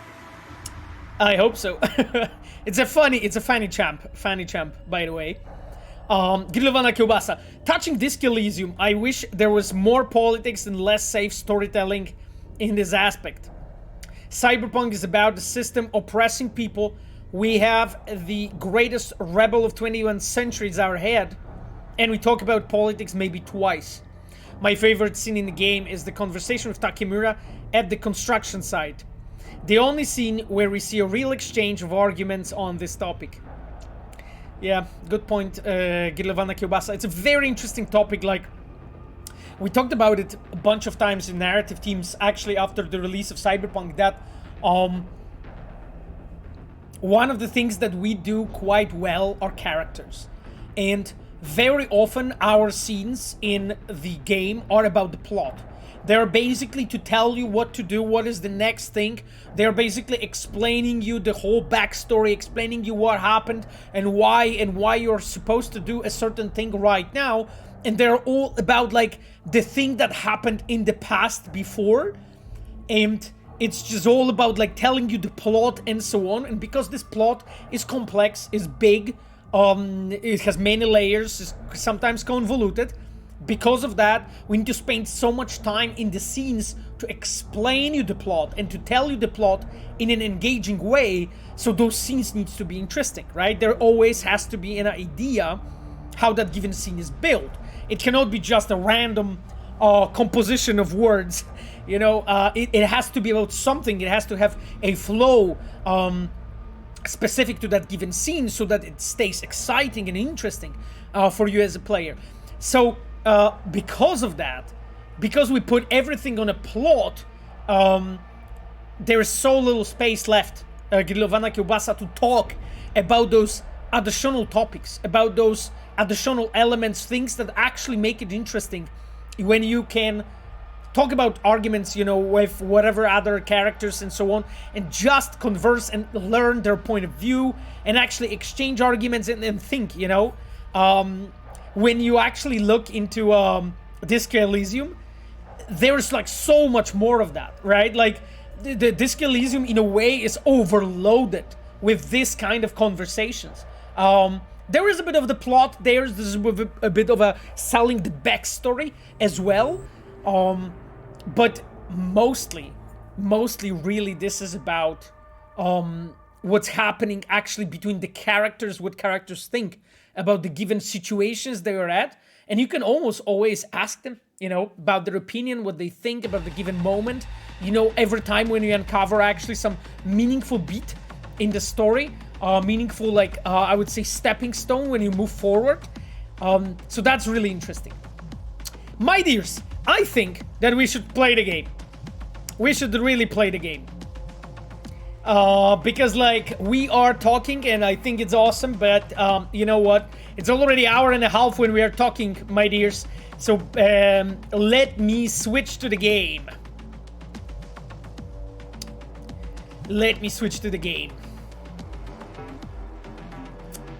Pablo says, I'm hoping that CD Projekt RED Gear store will open just in time for the expansion marketing campaign to kick off. Huh.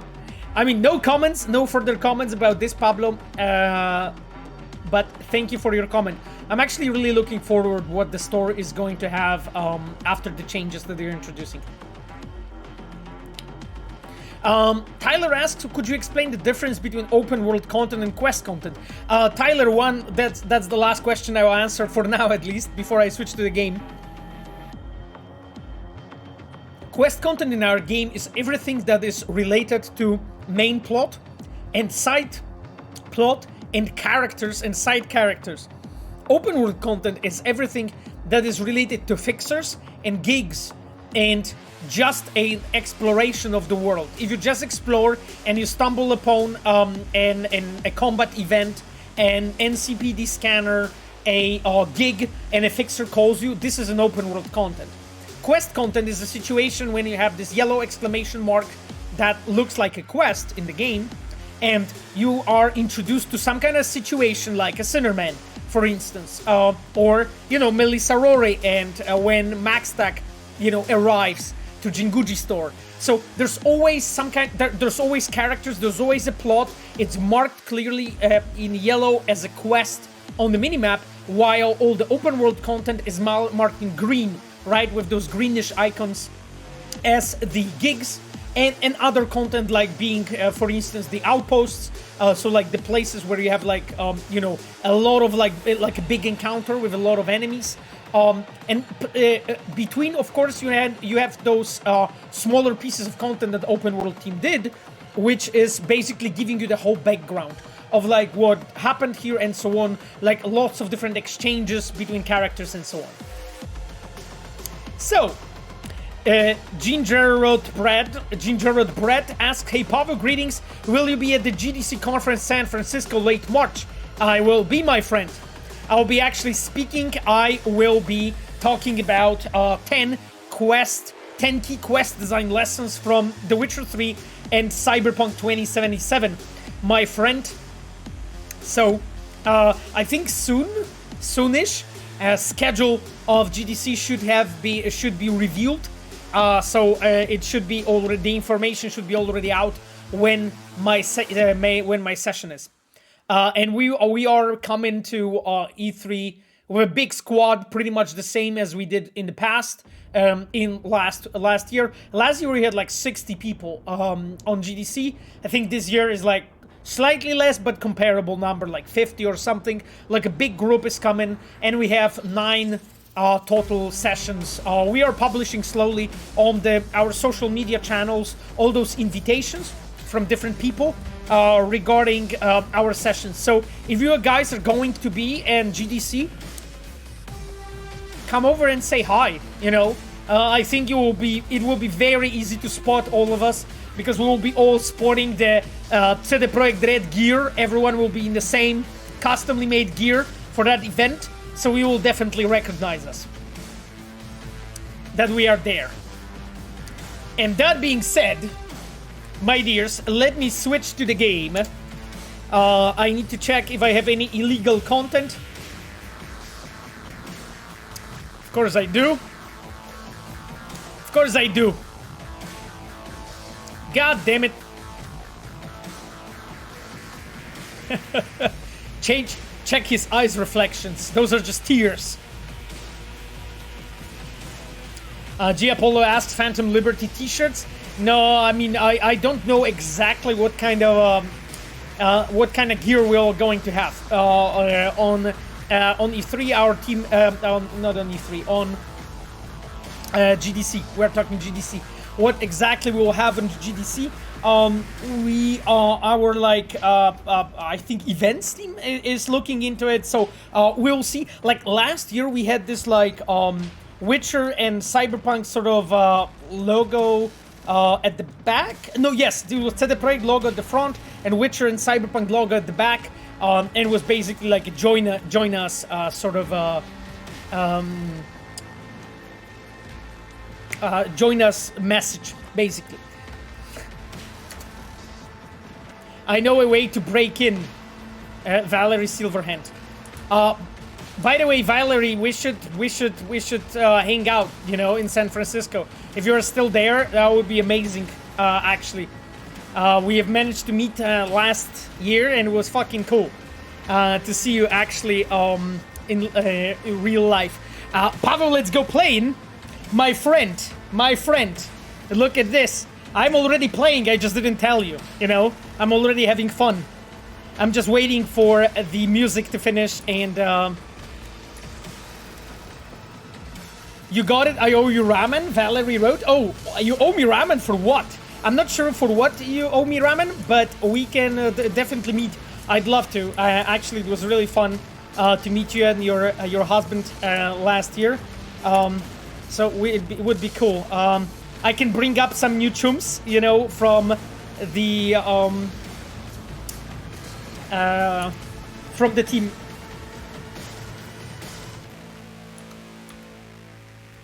Okay then, let's go to the motel room. Pavel, I see unreleased content. Oh god, no. Please, no. What do you see? No. What kind of content you see? No. Sorry, let me switch to... let me actually check. Yeah, it's very hard. I'm just... Because I always have like... Yeah... I always need to check if all of those things are like, okay, we are in Psycho. And we have DLS3 on. That is nice. Okay then, chums. I think the content is not illegal now. I think the content is fully legal. Made DLS quality for a clear image. I always play on balance, but let's see the quality. I mean, okay, yeah, I see minimal difference, I think. Minimal difference. DLS 3 on 2080 Ti. I mean, I don't think so. I have DLLS. Like, I think it's 2.1, 2.2, I don't know which exact version it is. The one that runs on 2080 Ti, my friend. Where's the radio music? It's off.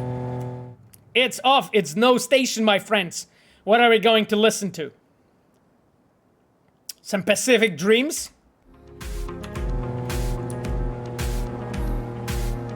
I just got 4080 for the expansion. Oof. That's gonna be some fucking eye candy. That's gonna be some eye candy, my friend. Holy shit, they drive like maniacs in this game. Damn it.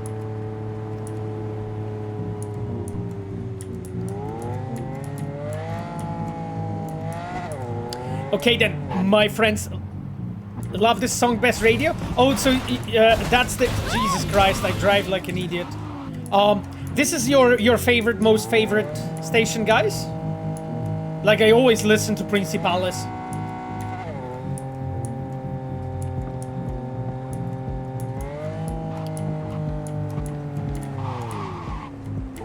This car is way too fucking fast for me. Honestly.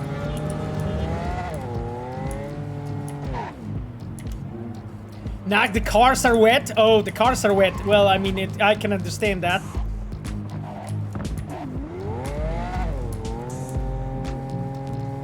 His driving hasn't changed. Oh, thank you. You know, nobody has replaced me. That's true. You know, I can develop. I can learn. I can get better as a quest designer or a manager. But my driving will be always crap.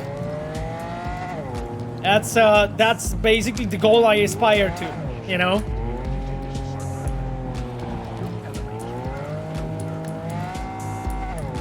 Hello, let's go. I love the jazz station the most. Oh, yes. But the jazz station, I don't think it's available in the streamer mode, you know? Because I believe that jazz station has some copyrighted music. Therefore... in the streamer mode, it's disabled. Or not really disabled, it's like replaced with something else, if I'm not wrong.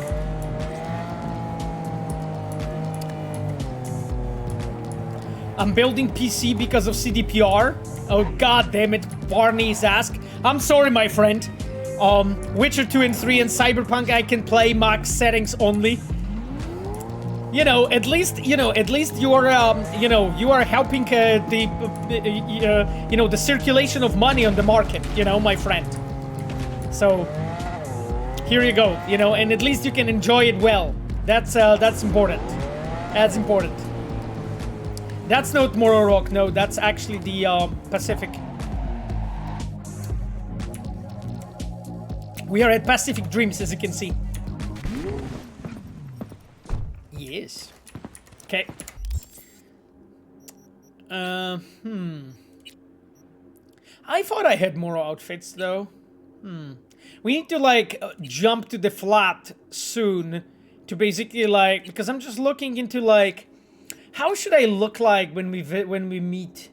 Maybe like that, you know? Is that my style? Let's sport this style. Let's sport this style, chums. I'm so glad a lot of the music is on Spotify. Yeah, it's on Spotify, it's on YouTube, you know. Is the woman in the 4 a.m. video clip Lizzy Wizzy? And do we see rogue AI spreading across Night City? I mean that question, Eclinard S19 is more to actually Grimes than to me, to be completely honest. Oh, is that? Oh, that's Carol. Wait, hey Carol. Nice Sunday outfit. Okay, cool.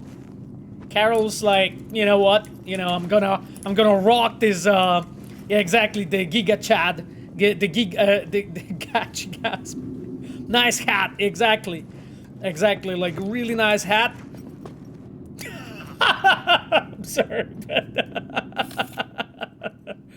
he's like, paid me like one of your French girls. You know what I mean? He's like, yo. Hey, chum. What's up with you? I'm just enjoying you. Clearly.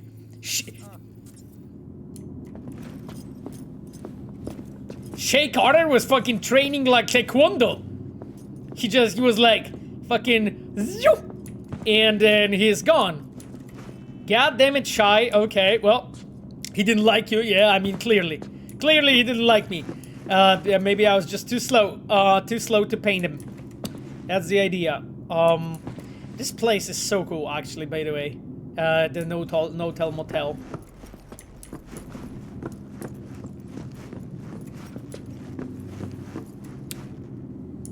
Beep machines. Okay.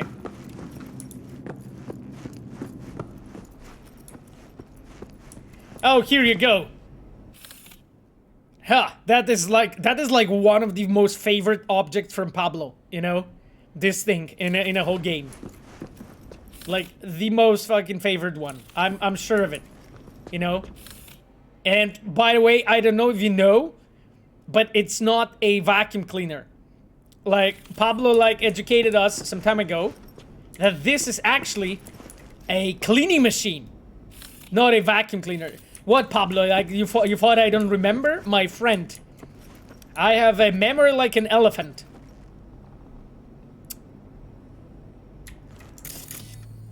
Okay, Carol. Look, I got a meeting. I know, like in this day and age, everyone's so fucking busy. I get you, my friend. I get you, my friend.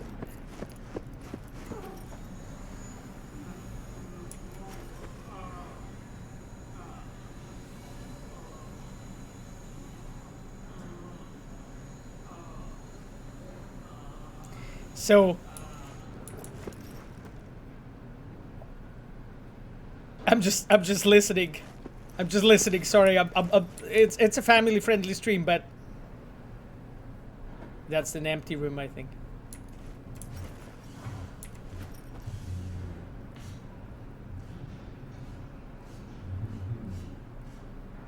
The fuck is going on there?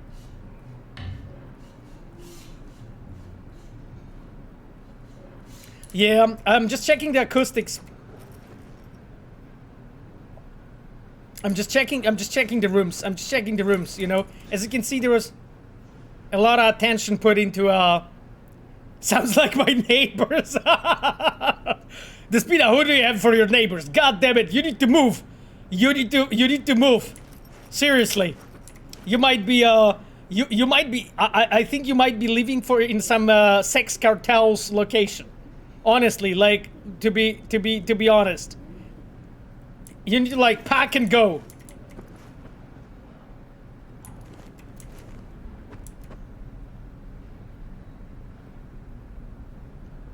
Yeah. Okay, well, I mean, few of them do have something.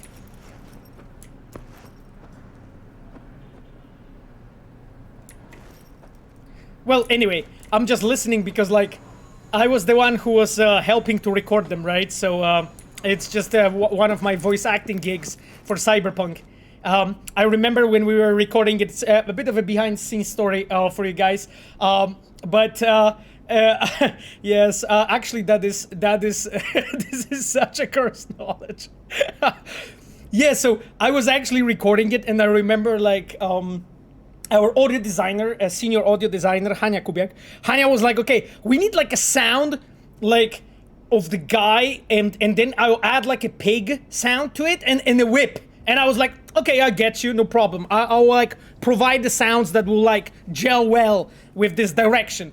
And then we recorded that, and then Hanya's like, okay, now I need like a ripping sound. And you know, she was coming up with all of those ideas, and I was like, that's you know, fucking fantastic direction. Very clear what I was supposed to do. I was never lost as an actor. It's really important. Really important. Why are you big sound? Well, I'm just squatting. I'm just squatting. I don't think the pig made it. But yes, basically every time when you meet here, actually, like, we are switching the sounds. On the bottom floor also, like, I think there are different ones and so on. So we have recorded, like, a lot of different samples and just, like, obviously picked the best, you know? So yes. Vurodine, hello. Vurodine, subbed with a prime. Nice to have you, my friend. This is always a highlight to my week. Thank you for always doing this for us, your spare time. It's appreciated. I love learning all the behind scenes and everything. Your passions and infections. Vurodine, thank you for being here. I'm actually not sure if you know, because, like, we were just talking about the recording some signs for this very specific location.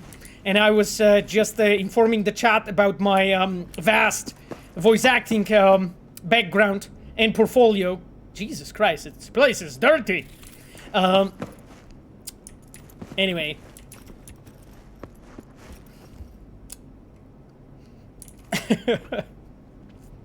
Stealthville Road, funny enough, but someone's already playing the trombone or something. So close enough. God damn it. Pavel Sasko, the porn director? Nah. I mean, I think it's next level Machiavelli, you know, like, I'm just way too fucking bad for that. Like, maybe eventually at some point I'll get there, maybe like a few more years on next Cyberpunk, and maybe like during Orion or after I could get to that point, to that level. That would be something very, very inspiring idea.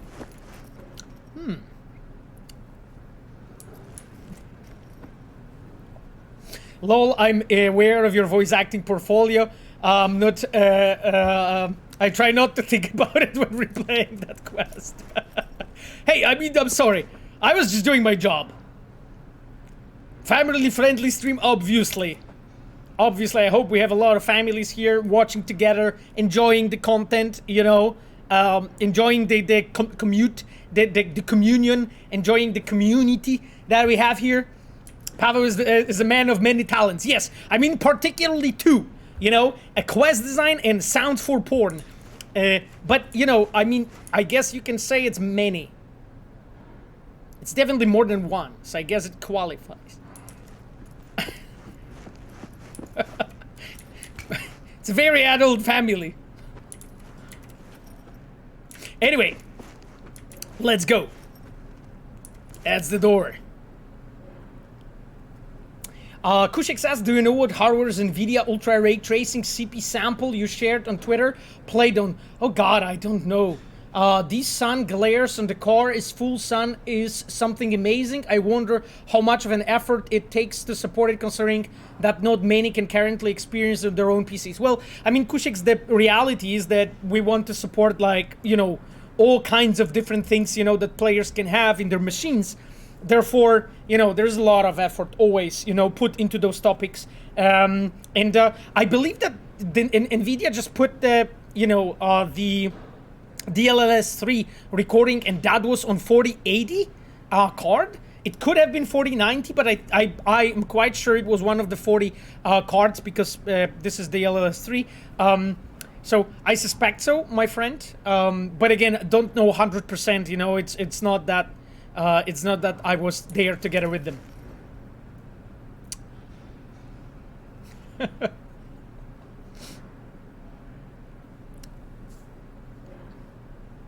Valerie Silverhand said, I saw someone on Twitter ask, can I turn off the violence, sex, and language in Cyberpunk? I don't know.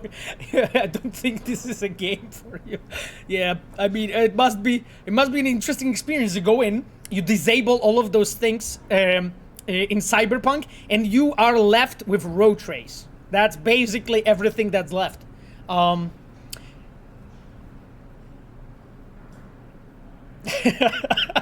Pablo said, Pablo, if you put as much effort into work in EP1 as you did in recording the sex sounds, then I'm calm about the future. Thank you, Pablo. This is very reassuring, my friend.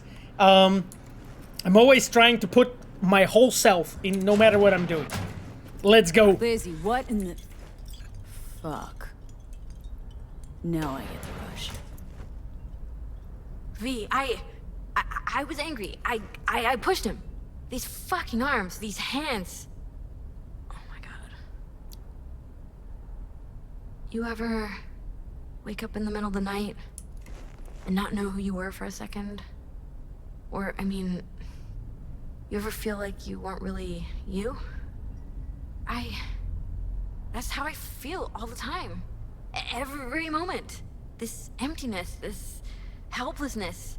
I stopped seeing, creating. Just now, I just wanted to break up with him, you know? Well, I mean, you did broke him up. But I don't even know how. So I guess close enough.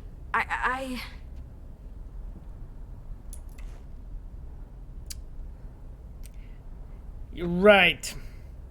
Yeah, she broke his neck. Yeah, she was like, I wanted to break up with him, so she just didn't realize that it's not, that breaking him is not the same as breaking up with him. God damn it. Shit. Guy's in shreds.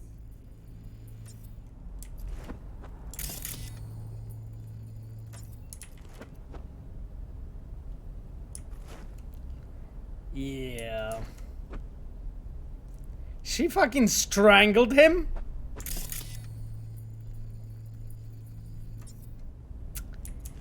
Awesome. God damn it, girl. You have hands like... You strangled him, Lizzy. Slowly. You crushed his spine. Jeez. I was angry. I must have lost control. She looks so fucking good, by the way. God damn it. This looks so awesome. Sorry, I'll just stand here. God damn it, she looks so awesome as a character. Like, I love doing that, you know, in our game. And just looking at them. Fucking hell. This just makes me so excited for the future. Thinking that, you know, we are all gonna have, eventually, I guess, better machines, you know, and the games will be, AAA especially, will be looking even better. I love how she sparks. I prefer the first model. Domato, you mean the one from like this older screenshots? I guess this is what you're referring to.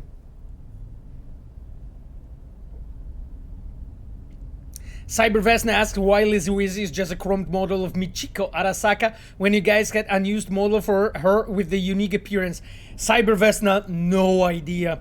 Those decisions are made by our art team, and you know, like they know better than me about things like this, so I have no idea. They normally it's basically because they assumed that it looks better, and if they felt that it looks better like this, therefore this is how it was done, you know, like each one of us, I would say the directors and so on, each one of us in a way makes decisions on our own area, and people need to be able to make those decisions independently, and we need to trust each other, right? So that's why I always say, like, if our art directors make a decision to change something, switch something, they want it done like that, I always trust them, because they never made me think that that was a wrong decision. So that's as much as I can tell. So Liam really did have a reason to be afraid of you. I didn't mean to, understand? I didn't mean to. Sure, maybe. All the same to him, though. Yeah. Pinky wrote, glad Mitch's face is unique to him, not like Scorpion's, because literally everywhere. Poor guy. Oh god.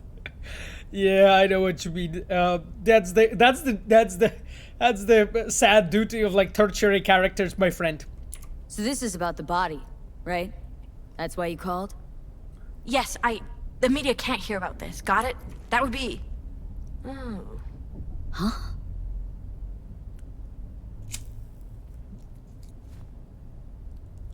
The world would eat it up. A tale of the temptation to control another's memory. A grim reminder that a person is merely a collection of bytes that can be copied, reproduced, copied, reproduced. Lizzy, snap the fuck out of it. What about the body? I don't know. Do whatever. Take it somewhere. Burn it. I'll pay you. It's interesting, my friends. I don't know if you remember, but basically she told us before that... Sorry, we told her before that Liam is basically trying to copy her, right? To basically do the same thing that happened to Saburo, for instance.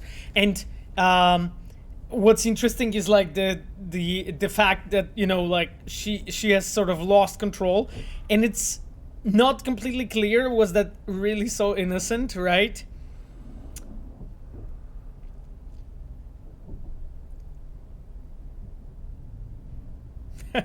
Stealth Spell said, wait, so people with lookalikes are tertiary characters? Exactly, Despina. So like, you are definitely a main character, because it's really, really difficult to, you know, find a lookalike for you, you know? And it's a compliment, what I said. Okay, I'll take care of it. I'll take care of it. You sleep soundly now. Sleep? I won't sleep. I don't need to. Thank you, Liam. You don't realize it, but you've given me something beautiful. The hell are you talking about? Go, V. Go. And take him with you. Oh, God. Okay, well, I mean, cool. Go, V, and take him with you. Shit. Oh. Yeah, she's a bit crazy. She's a bit crazy, I agree. Is it normal for the musicians and actors to copy themselves like they were talking about doing to Lizzy? Not really. Like the corpus do if they still have their cash cow, even after they die or live the best. I mean, in Cyberpunk, this is still like wildly debated if this is ethical, and even if you would want that, even having the money and all the resources, you know? So it's not that everyone by default does it, like it's more of a, like, there are options, you know? Like, you guys have heard probably like rumors about like some people, some celebrities like getting frozen or so on. Even nowadays, of course, those are all not true.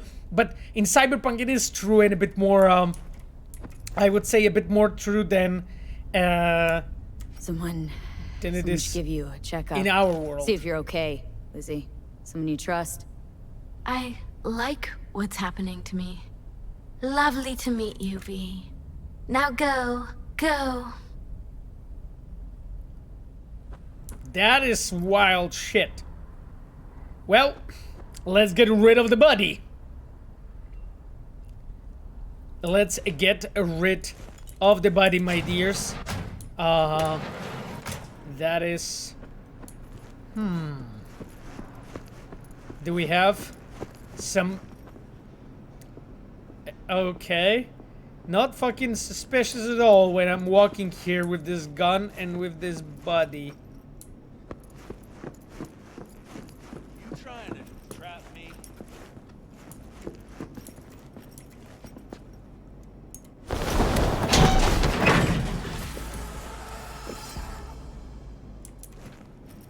That was easy. The poor guy is just a normal day in Night City. Yep, absolutely. Exactly like this. It definitely feels like a normal day. There's probably a lot of bodies in dumpsters in Night City. Yeah.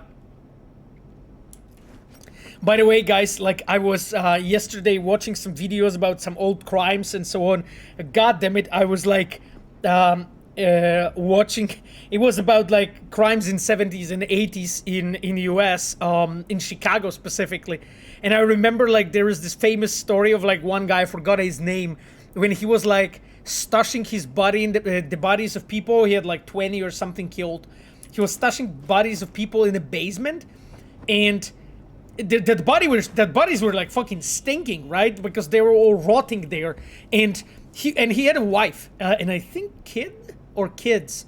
And he was complaining to them that basically this is their clogged toilet. And this is the reason why, like, this is the reason why the smell is there. So yes, oh God, is that Gatsy? I don't know, Valerie. I don't remember the name. Could be. Because like that videos, because I was watching like a masterclass about like FBI investigator talking about this, and on what that was just, he was talking about many different of them, and that was one. So I don't really remember the name. Oh, the one who worked as a clown. No, I don't. Oh, do you think it was the one that worked as a clown? Because that was the one with the children. I'm not sure. Maybe it was him. But yeah, that shit was pretty fucking insane. To be honest. Yeah, clown killer. Exactly.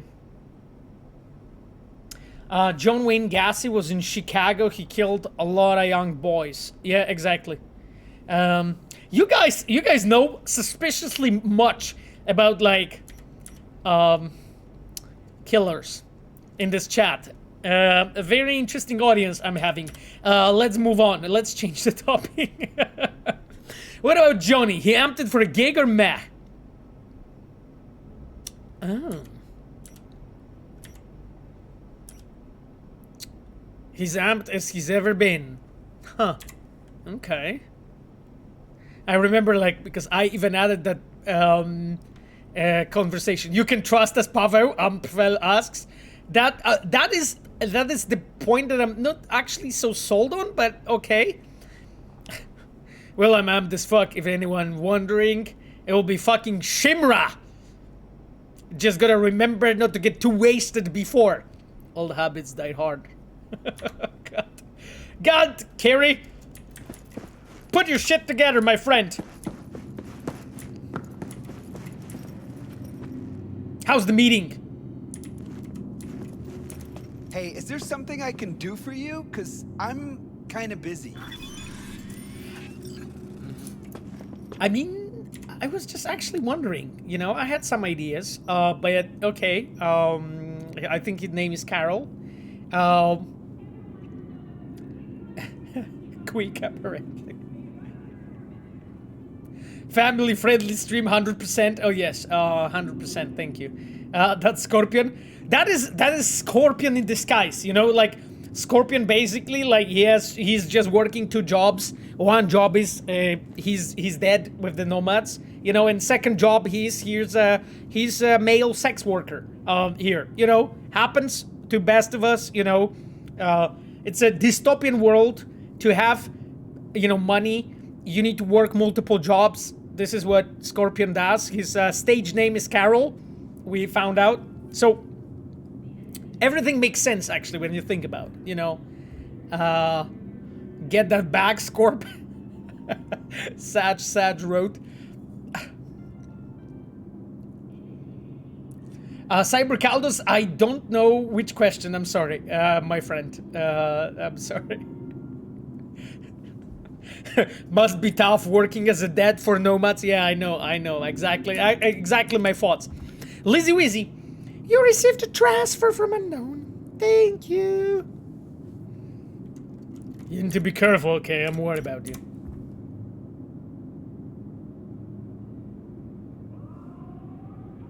Okay, fucking ghosted me. Great. Look, I got a meeting. I've heard about your meeting already. Like, it sounds like a bullshit to me because you're like here chilling with your can.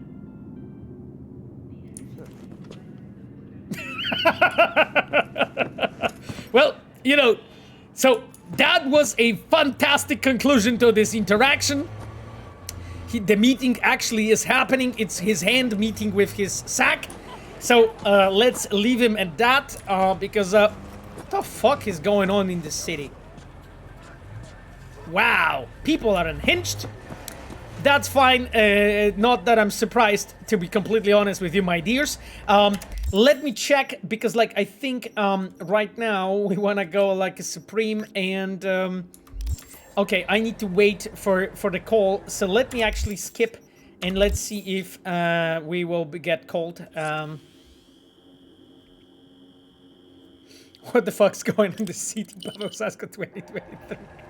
He's enjoying himself, yes, exactly. Come on, Nancy. Oh, Yes, she. shit, not good. Fucking hell. I got the. I got the sickness.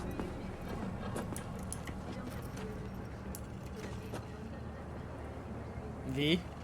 Hello. Jesus Christ. Serious cola, feel free. Some of those ads are fucking amazing. Like, I love them.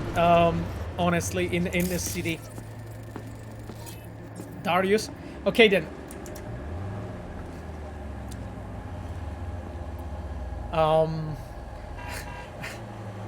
Viber balls, okay.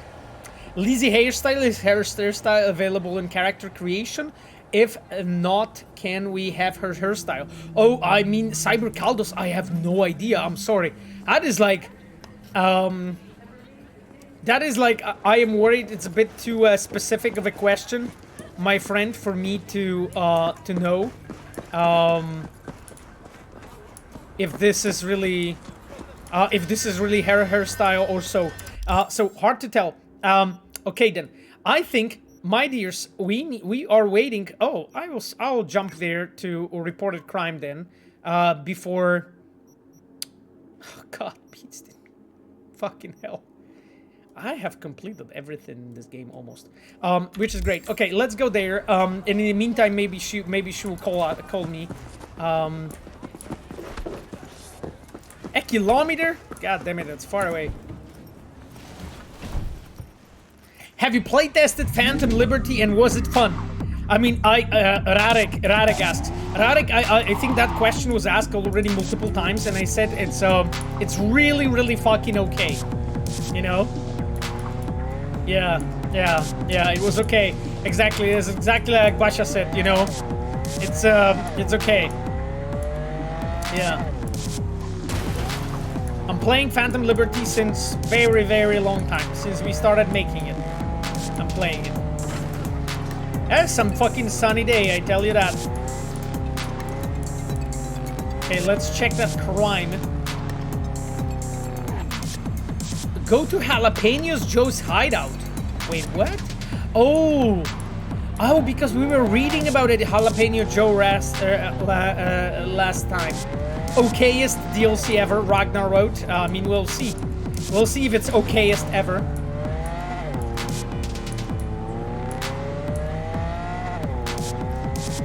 We're gonna be chilling in Night City until Nancy decides to call us. The fuck?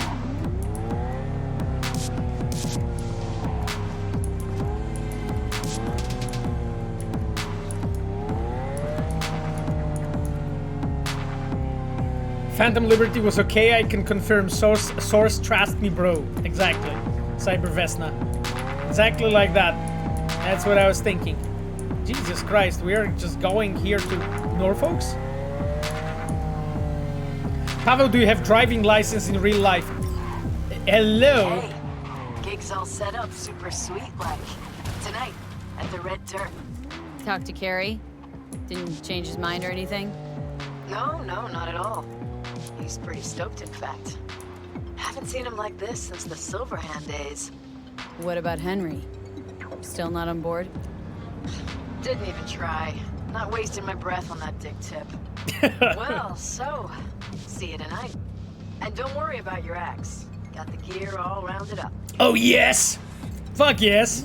I love it. Okay then. Good. So we have that planned. So she called us. I need to check this Jalapeno Joe hideout. Where the fuck that is? Somewhere here? What is happening? Oh, it's under the bridge? Wait, what? It's under the bridge. I think it's under the bridge, isn't it? Oh! Damn! Like, in this game, there's so much stuff that I never saw. That sounded like a mine. Save the game. Check for mines. Thank you, guys. I really like the fact that you guys are here watching me, you know? This game has the best name calling insults emo. Yeah. Despina Road gonna go eat. It was great talking with you guys. See ya. See you, Despina. Have an amazing meal. And we'll be here chilling with a spicy Joe. Jalapeno Joe, I mean. Where the fuck is that mine? Oh shit! It's literally next to me. God damn it. Okay. I like disarming those mines in a specific way. Let's call it like this. The fuck? Some maniacs!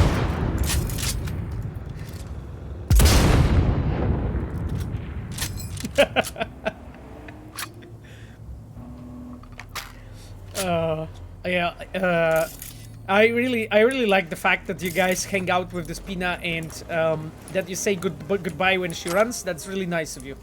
I wanted to say. Okay then, what the heck is going on? I need to like detonate more of those mines. Shit, this shit is like.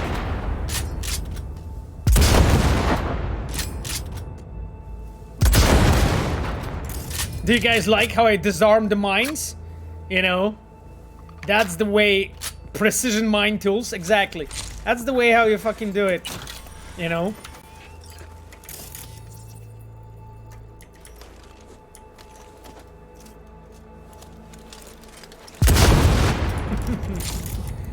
Oh god, this is like always so fun, actually. Going here and like... searching for shit. Okay. That's the fucking hideout of Jalapeno Joe? Jesus. Pretty cool kiosk. He got himself here.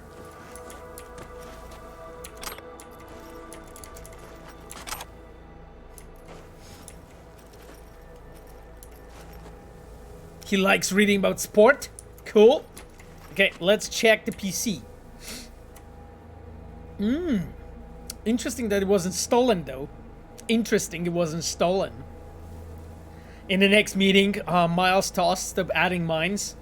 Yeah, I mean, Miles already has had everything he wanted, you know.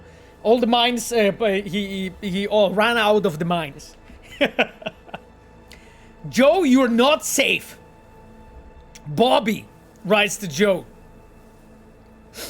Joe, you ever wonder why you're the only one of us in Norfolk's who think you're so smart nobody ever thought of eating caviar out of organic trash where you're not there where others, but they disappear, Joe. Nobody knows where run while you still can.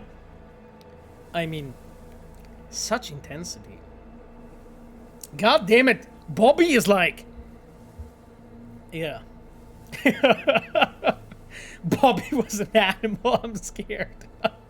God left the chat. Master of Disguster.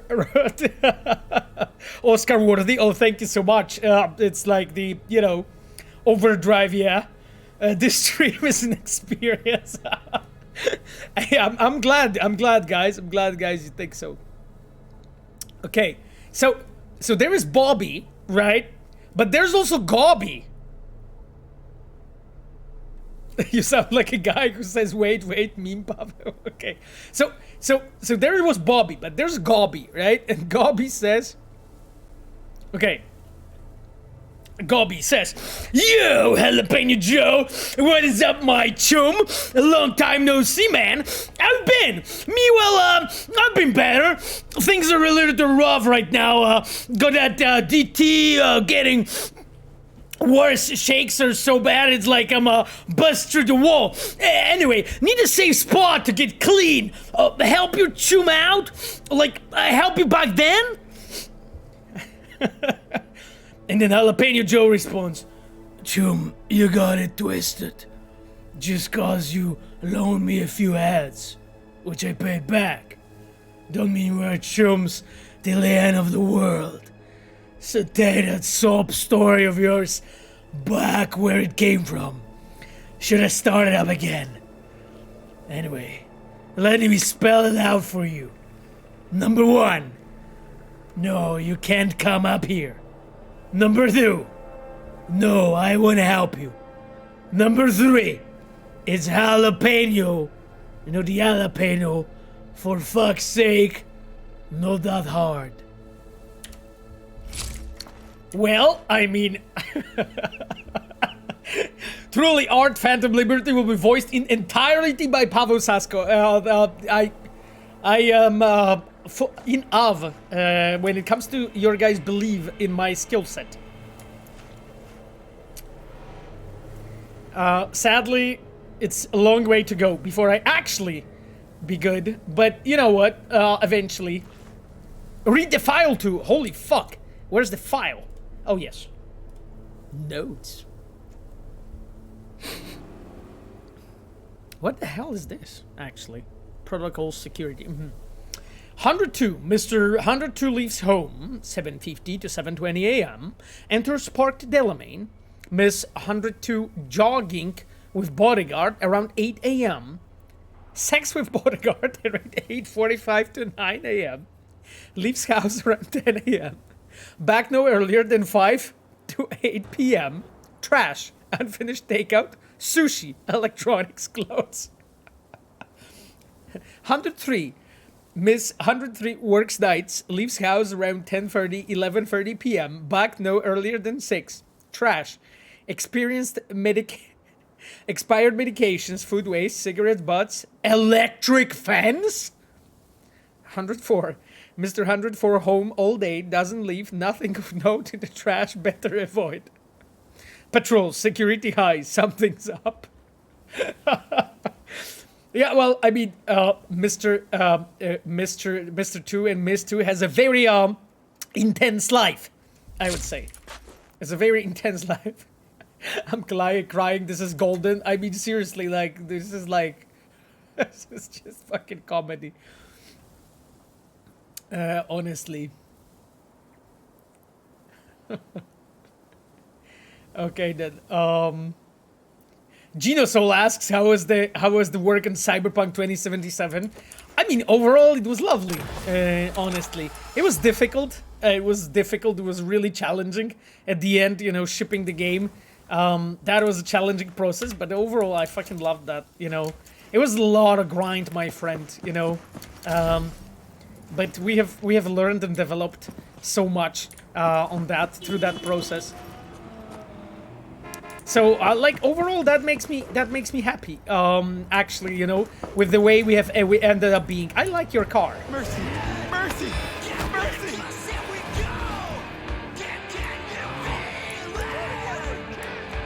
And he listens to good music. I stolen the proper car.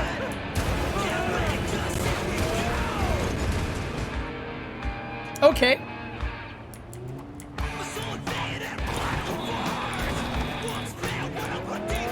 This is the music that once you burn the night city, you know.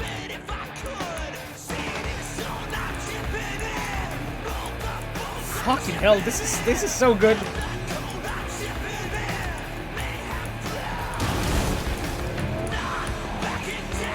Fuck, this is so good.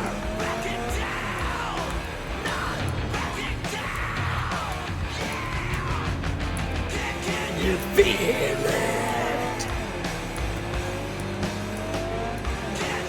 Makes you want to bomb Arasaka Tower, you know.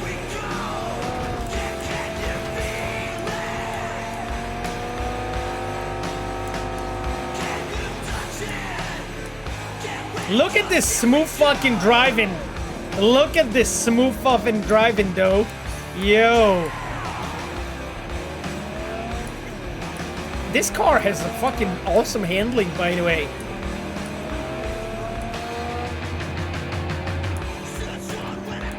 Yep.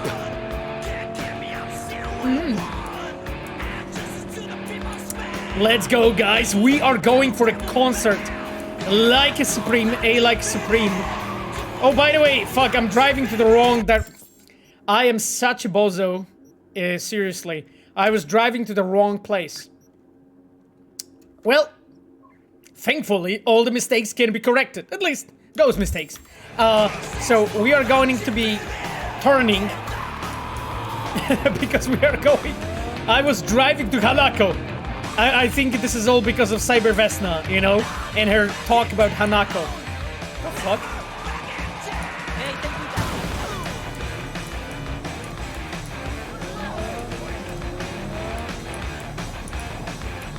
Hanako's waiting, you know? Yeah, I know. In traffic, yes. Spoke too soon. Thanks, I guess.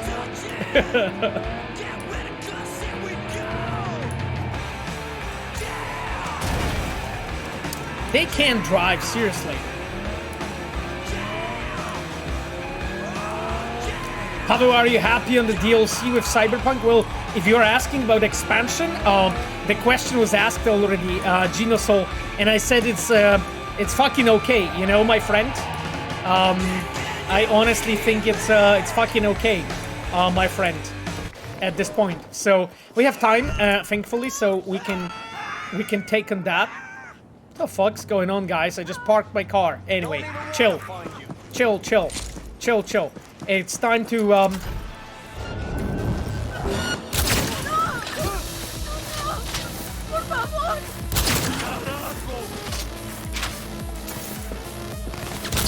It's so funny when those guys speak Polish, and you're like, okay, what the fuck is shooting me?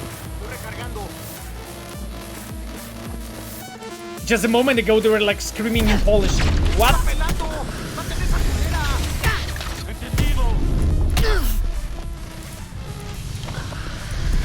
I'm gonna die. I need to hide here. Woo! And that was sexy. Matzozeta, you are my specs. You can check in my page. I got distracted. Streamer mode Polish, exactly. Mando says that you can check my specs in the About Me page at the bottom. There is like a gear section, but I basically have 2080 Ti GPU and I think i7 processor. I don't know what else is important. I have a pretty fast hard drive. Outside of that, that's it really. Like nothing super crazy. Come on, put some fucking life into it! She survived that? What the fuck?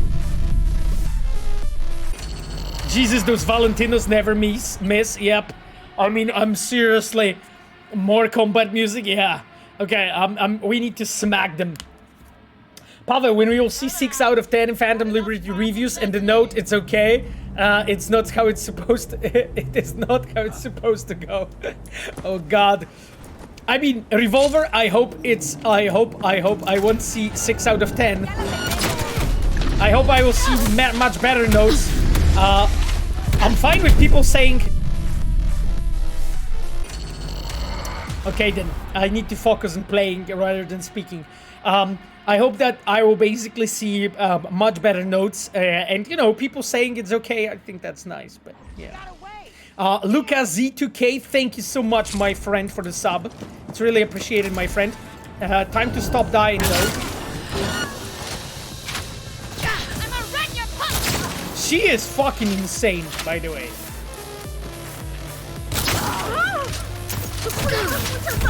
What the fuck?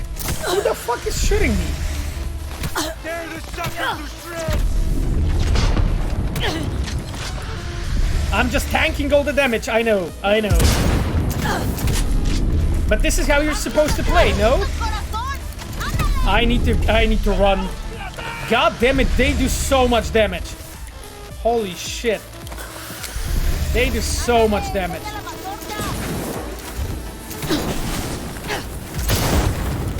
I got burned, no! Oh. This is insane. Like, it feels andale. Geralt's gonna say andale. Yes, kinda. I feel like I'm made of paper.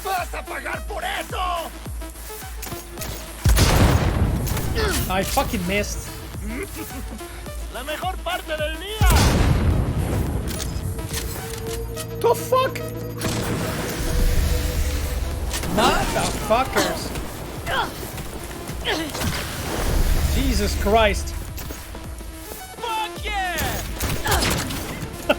This was so bad. This was so bad. What the fuck I'm doing? Okay. I need to focus my ears. I need to focus. Run, Pavel. I mean, I'm fucking running. Okay. Okay, Pedro. Pedro was shot. Thanks, Pedro. This is such a great fucking location, by the way. For like... I mean, from the level design standpoint. Oh, fuck! He has like metal balls. Oh, shit. Oh, shit! They are like circulating me so much. Poor Pedro.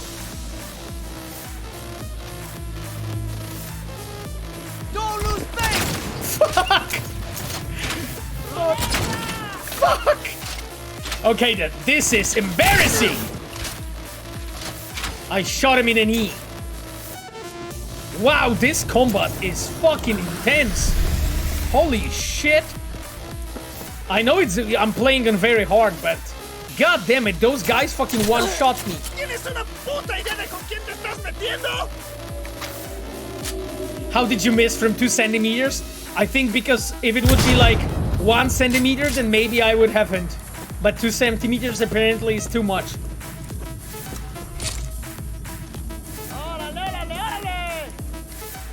Andale! Where are you, motherfucker?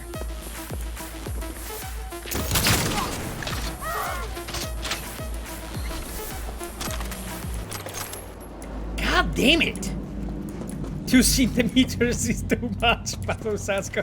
February 26, 2023. Well, yes, in regards of distance. Wow, I found someone's leg! Okay, well, I hope he doesn't miss it, because that would have been a pity.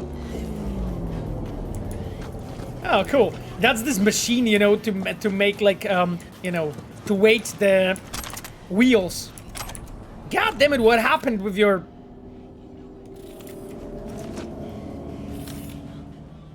Pedro? He has like really clean teeth, by the way, guys. Like, he took a bite out of crime. He has like a really clean white teeth. It's amazing, you know, that like Valentinos are so much about like, you know, hygiene and all that stuff. It's just very encouraging. Like, considering like it's dystopian world. Yep, I think like the teeth game, fucking on point. Hey, chums. What is it? Kirashi optics, threat detector, that's cool. Some archive conversation.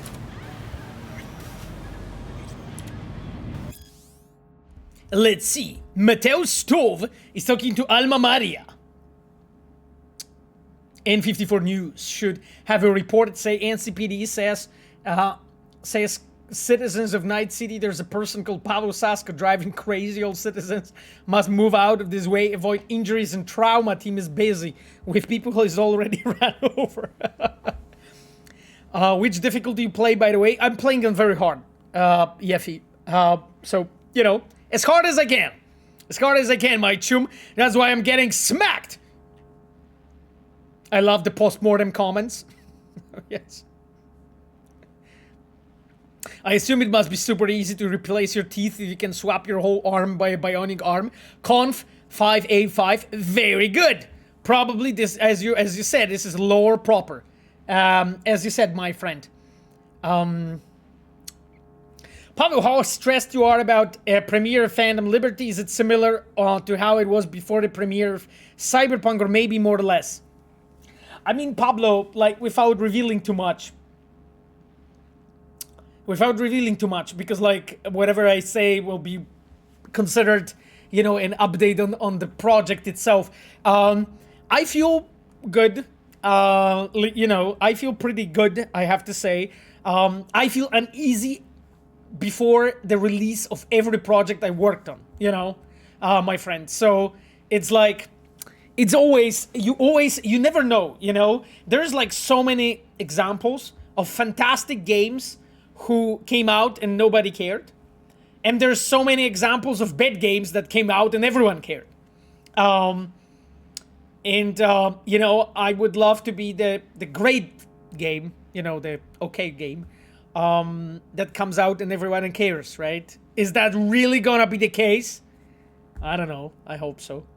You know, there are some things that are in my power, and there's so many that are not, you know, Pablo. That's how it is, you know. And the only thing I can do, I can take care of that okay game part, you know. And that's what I'm doing right now. And yeah, and I was talking about it a bit in the before that, you know, whatever wrong happens, you know, whoever has an issue with whatever we did and how, I'm ready to get slapped, you know. As I said, I have my second cheek ready, you know. So that's fine. That's fine. It's gonna be okay. It's gonna be okay. I'm gonna be, you know, I'm gonna approach this head on as I did with Cyberpunk. This time around, though, I will do it even more. And we'll see what the future brings, you know. Blaze of glory or a quiet life, Pablo. You know how it is. Let's look at the arcade conversation. That's Mateo Stove and Alma Maria. Mateo Stove. There's rats everywhere, every fucking turn. Can't even take a piss by myself. What? They're up to something at Kiroshi. They're watching me. I can feel it. I'm on notice for sure. Shit! What about our tash? Gotta hold off for now. Sure. Alma, one more thing. What? Go here. Location available. Got it? Yeah. The hell is that? My stash. Go there and move the gear. Somewhere safe. Sure thing. God damn it, those are intense conversations. Anyway, let's get some loot, my dears. Ooh. APC. Sniff.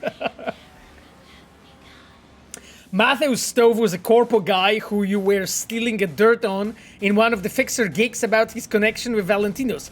Oh yeah, Voito. I mean, I didn't remember that, but there is a lot of connections between like gigs, quests, and those small stories that you find. Al Pacino move aside. Thank you, Armfell. Voice acting like that should be guaranteed for the acting awards out there. Oh, thank you. I mean, yeah. Obviously. Order for you, Mateus to Alma's Maria.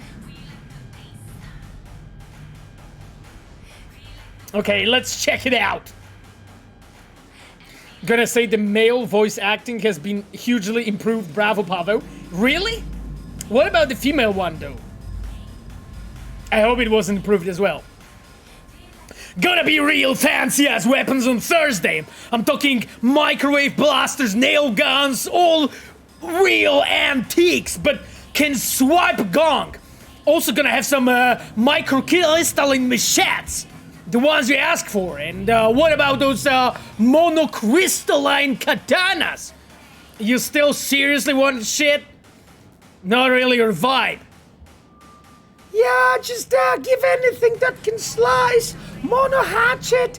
I give not the fuck. Well, okay. Some dirt business in Night City. Female was always perfect. Magda wrote. Oh yeah, thank you. Thank you so much. I still think that there's some space for improvement, but I really appreciate you guys being so nice for me. Okay then, we got some crafting. I just want to check it.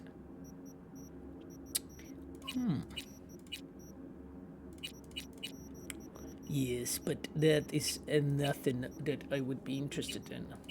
Because I have this, I have Overwatch.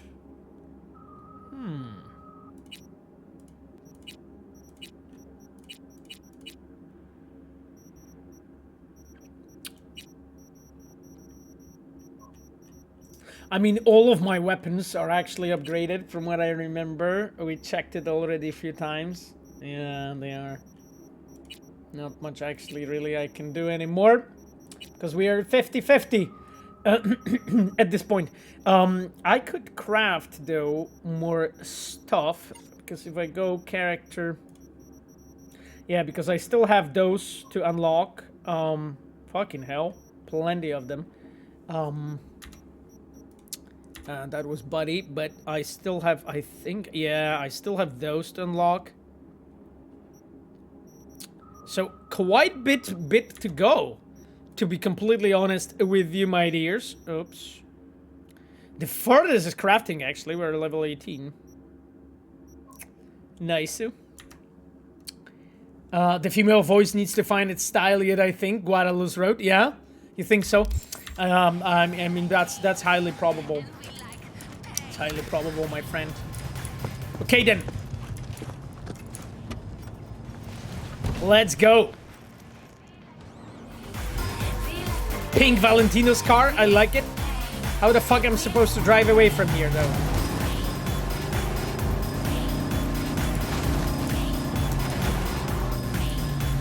Okay, we managed. Me and my pink car, stolen from Valentino's. You guys like it? Look at this shit. Cool, let's go. I love the Dion gun. Exit to the next level set. I don't even know which one that is. Oh shit, I'm literally next to it? I am. I love this song, by the way.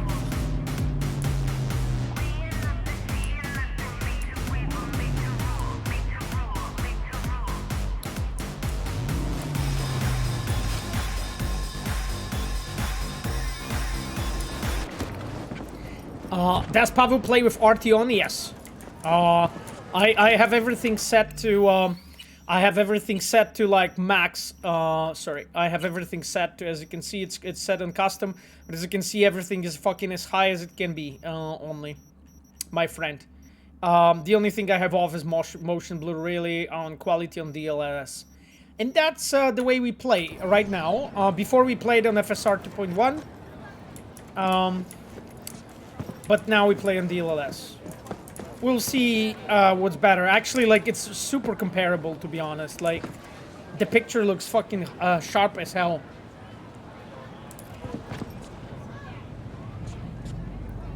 So people that keep motion blur on really exist. Well, I turned it off, Bro King.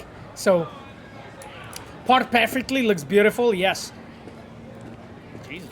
Okay then, my dears, Dice Tabletop RPG wrote, afternoon everyone, hello, nice to have you with us. So, my dears, we have hour left of the stream, let's fucking enjoy this quest and the concert, because this was one of the most expensive quests and scenes that I have done in the whole Cyberpunk.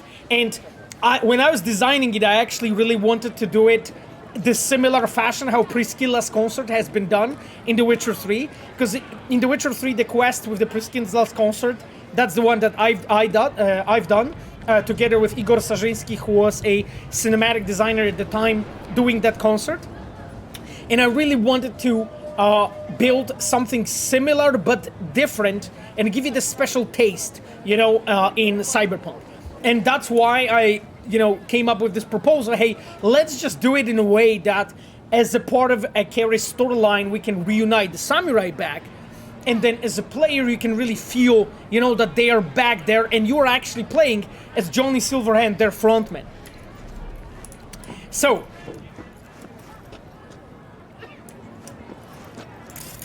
by the way, this is the Alvarado Playboy. I asked you guys before. This is, of course, you know, the car that belongs to our dear.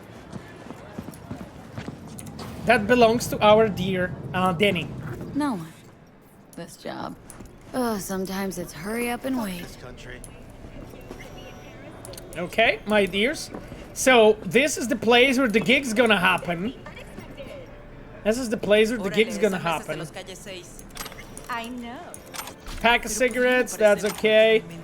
Let's just enjoy. That's our stage, my chums. Okay. Cool. Sisters decided to come over. You know, there was a sale of the clothing. Tarer42, hello Kevin. Nice to have you with us. I hope everything's going nice, my friend. The stream is madness. It's going like madness. But, you know, we are right now going to be playing a concert in the Red Dirt, reuniting the whole samurai.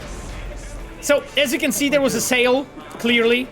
Someone sold 2 same models of dolls, or and clothing, and appearance.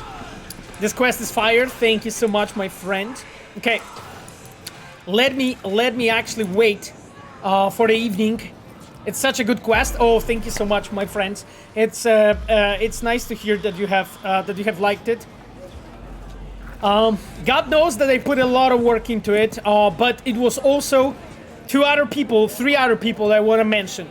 Michał Brzeźniak, who did a whole cinematic design work here. So a lot of credit should go to Michał Brzeźniak for what you're going to see and experience. David Cordero, the senior animator and coordinator in CD Projekt, the guy who animated all of that music. Piotr Adamczyk, who was actually doing mocap. You know, we have actually put Piotr into the mocap suit and he has mocapped the whole band playing separately, and then we have put it together, you know.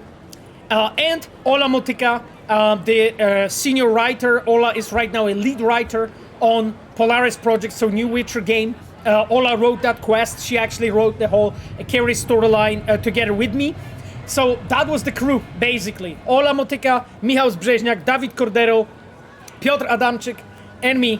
That was our small group that delivered this thing for you, my dears.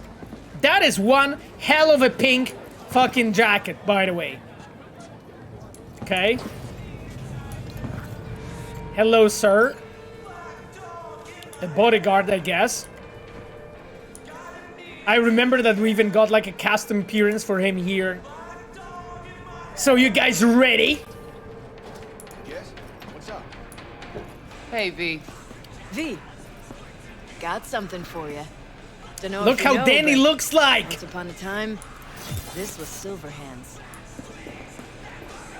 Fuck, Nancy just gets shit done. She just whispered Mikoshi in her ear. We'll be all set. Yeah. And you can see here, like, what I wanted to do really is, like, the fact that when you actually go and meet Denny and Nancy, because you can see, like, all of them are actually in their own clothing for performing, right? Like, they are basically ready to perform, right? Like, I really wanted to make sure that, like, Denny has very distinct clothes, you know, in her own distinct style when she shows up on the stage. And same go for Nancy, right? Like, even though she's in media now and so on, you can see here a different version of those characters. What you gonna wear for your performance? Well, I think I'm gonna wear the Johnny's clothing, right? Because I think I have most of the set or whole set already. Stage personas, exactly. Exactly, for the stage personas, you know?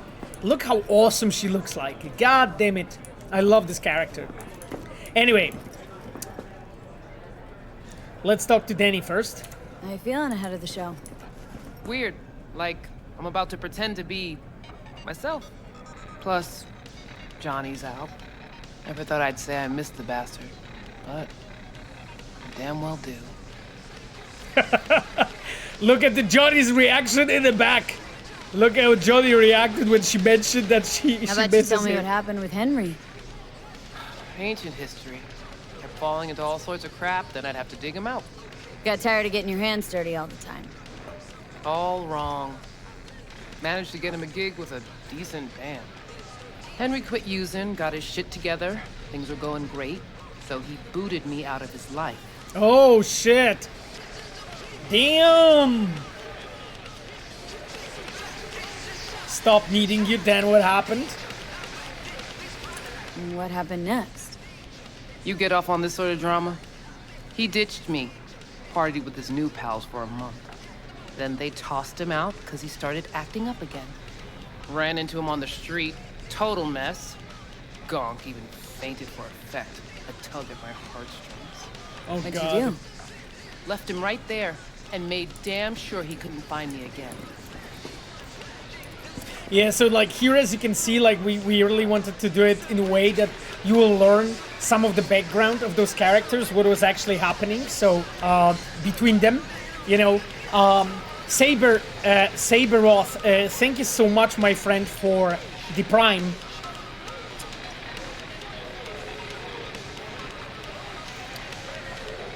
Pavel, you said this is one of the most expensive quests. Could you share what drove the cost of this memorable quest? Matt C16, we'll be playing in a moment, so you'll see. But basically, like, of course, you know, location is one thing, but that's, you know, nothing maybe spectacular. Other thing is characters. They have multiple outfits, but what was the most expensive here was the music. Getting the music done, then getting all the mocap done and all the animations, then timing everything, and then we had to like develop a tech because we didn't have a technology to sync the animations to the music properly, you know? So that was like an additional cost that we had to take to make sure that the concert will feel proper, you know? And all of those components actually come together as a really, really expensive thing, you know? But most expensive here was the animations, definitely, characters, voiceover, and the music. You know, all of those elements are super expensive if you want to make them well. So that's basically what it is. Thanks for putting the gig together. Please. Kerry couldn't twiddle his own asshole without my help. Oh, God. Silverhand was probably the same. Huh, worse. At least Kerry did what I told him to do, kept out of my hair. Johnny is like... I like so much when they like react at the background, you know. This is so cool, actually. Most immersive band performance I've seen in games. I'm glad Ekil Dart S19. Like, this is what we actually really wanted to do, you know. To just like give you this actual like first person experience that you are really there, and like this wouldn't happen if not Michał Brzeźniak, you know. Like, the guy was actually really doing God's work here and really pushing so much to actually have this really like proper sort of experience in this scene, that you're all the time in first person, that you can move but you can still play. Anyway, it was really complicated, like overall, to pull it off, but I loved it, like, because like everyone involved, specifically Michał and David Cordero and me as well, like we all really wanted to make it happen, so we basically hustled, you know, and made sure that we'll get all the features, all the assets, you know, basically budget to actually make it happen. Where's Kerry? Should be here any minute. Told me you play really well. Better be true, because there won't be a dress rehearsal. Yep, I can imagine. Right. Can't let that full house down. Honestly, got no idea who these people are. Just strays. Kerry didn't want word to get around. Yeah, well, we'll see about that. You think the media caught wind of this? For sure. Hyenas. Oh god. Yeah, because like she's a media, right? Like so she knows that in the lore they're often called hyenas actually. Tare wrote, Kevin wrote, I find it always lovely that you can experience characters through different lights. It's a nice touch and the team always pull off those moments quite gracefully. Yeah, I think like Kevin, like actually like work on the characters is probably one of the aspects that we're actually quite good at. You know, that's probably one of our like main strengths, I would say. Bredinik wrote, hey, it's Jędrzej here. Wow, it's been too long. Cześć Jędrzej, great to have you with us, my friend. We are playing actually like a Supreme today. So that's, you know, the quest I've been working on. Jędrzej is right now resting, but he used to work in CD Projekt. Jędrzej, that was 13 years, I think, right? I think that was 13 years that you worked in CD Projekt. So that's been some time. You were like from the beginning of Witcher 2? 15 years. Oh shit. Yeah. That was some time, my friend. I hope you know the time off and everything is treating you well, and that you're resting, you know. Okay then, my dears, so let's fucking enjoy this. I'd worry more about Henry's replacement. Kerry got Drausin from Cutthroat to join us. I know him. Seen him play. And? Any good? He's fine. Just fine. You're the mystery dish here. Pill time, just be discreet. And if I start puking blood again? Don't go making a scene. This is Kerry's big night. I got a feeling Nancy doesn't think I can keep up with him. Well, she's right. Oh god, Johnny. Yeah, well, okay, so basically one of the premises when I was working on those quests was I really wanted to do it in a way that there will be like clear moments when actually Johnny takes over your body. And all of the quests when that happens, those are actually the ones that I made, right? And because that was like one of those driving elements, like before when we had Tyler McVicker here, he was actually like asking, you know, what I think I could have done better when it comes to like a quest design in Witcher 3. And here you can see it actually that there is always like some kind of an idea, like a theme that is actually driving this whole thing forward. And in here it's an actual like narrative frame of you slowly giving Johnny the control and becoming like closer with him, because every single time you get him the pills, he's getting the control of the body. But here you sort of have to, right? So in a way we have like narratively created a situation when you as a player, you have no choice, right? You just have to like go in and give him the control so that you can perform, you know, in that concert. Babsonovska? Holy fuck! Babsonovska, hello! Nice to have you with us. How's Jesus treating you, Babsonovska? God damn it, we missed you. You haven't been here for like a year and a half or something. You can't imagine what is going on in the chat when you're not here. Like, seriously, these people, I tell you that, like, I never touch topics like this. Today, they were fucking unhinged. Like, an hour ago, I wish you were here. Seriously, like, there were other people, like, handing the bonks, but honestly, the whole chat was, like, horny. Seriously. Like, the whole chat was horny. I couldn't recognize them. You started it. I didn't. I was honestly innocent. I was innocent.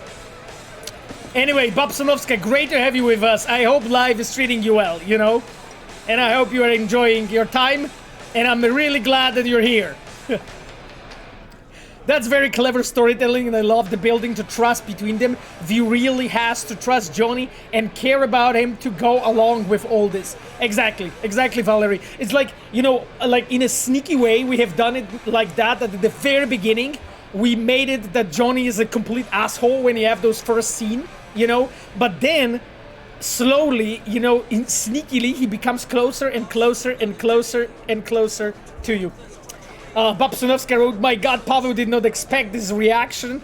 It will only make me better and make sure I'm here often. Clearly people need Jesus. Don't worry, Pavel, I got you. And then the bonks. Great. Thank you, Babsonovska, for being here. It's always nice when I see the, regulars club come in. Hey, Pavel, David Cordero here. God damn it! Lamb SP, and you don't have the diamond icon? I was just talking about you. Guys, so Lamb SP, that is actually David Cordero. This is the guy that I talked about a moment ago. Senior animator and a coordinator in our cinematic animation team. David actually, so Lamb SP, he actually animated the scene that you're going to experience. So this guy is a fucking legend. Thank you so much. I will get you the diamond icon from next time, David. Because, because then we will all know that you're from Red. I didn't know it's your nickname. I will message you on Slack to confirm, of course, if it's really you. Because I need to be sure. Okay then, let's fucking do it, my friends. We have 30 more minutes of the stream. I really want to play it. Ready to trash? Ready to trash? I don't know. Maybe this isn't such a good idea. Now you mention it? It's getting worse. Maybe this gig isn't worth it? Fine, go out and play. I'll just sit back, tend to my bleeding ears. Okay, fine. You got me. And this is the reason why, Valerie, we have included that, to basically show the player that the only way to move forward, in a way, is to go closer with Johnny. Because you need him to actually perform in that concert and play it, right? That's the idea. Babsonovska wrote, you guys need a bong signal like a bat signal. And when chat needs genius, I will be summoned. That's a good comment. That's a good comment, Babsonovska. I like it. Let's go. Let's go. Time to trash. I fucking love this scene. Like, this is my favorite scene in a whole game, honestly. And there's so many great scenes here. Yeah, you can see how actually it feels, And here you go. Here you go. He's in a fucking control. You can see the UI changed, right? The colors of the UI changed at the moment when he takes over the control. I love that. I love that detail that we managed to do it in a way that when John is controlling you, all of those ML elements come together. And here you see the hand. Let's motor. And I love the fact that, voice acting of Johnny is underlining the V's voice acting. So you sort of have those two voiceover lines playing the same time. And that was a way for us to show that they are the same, right? That they are becoming the same.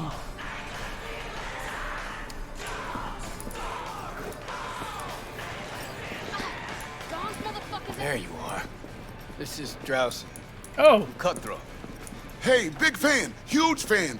You too? Got all their albums? I mean, I never dreamed of... She's in the same boat as you. Want to talk to a star? Talk to me. Get that shaking under control. I think my shakes are the same. Or worse. It's actually funny because basically as we talked about it on a last stream, I had to make sure that you as a player, you don't have the ideal choices in situations. Therefore, you had to choose between Henry and Denny in that scene.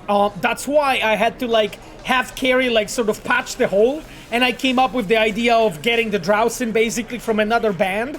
It also is in a way a storytelling trick. Because it expands the world when suddenly you learn about those other bands existing and Kerry having the contacts to them and being able to organize that and so on. Look how well they actually look like here. Fucking love this. Grad got you stressed, really. Fuck you. And missed you too. Fucking hell. Okay, well. So what? Are we going to play? Let's do it! Fuck yes! Off or what? I'll save the game. Oh, I can't. Okay, then. So, because I am quite sure I saved the game for the player. Fuck KS. Alright, let's do this.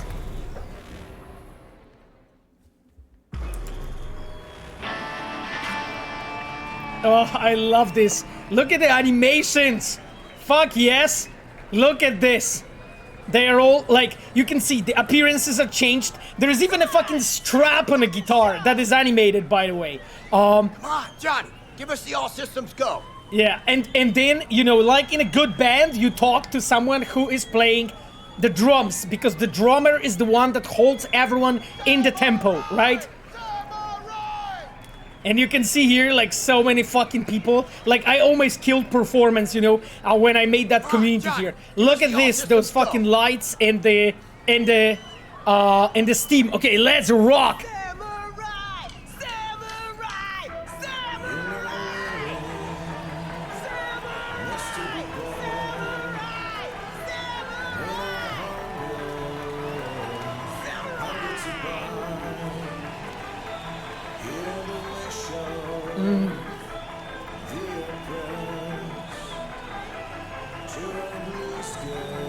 Look at the strap of the guitar. It's fucking animated. God damn it.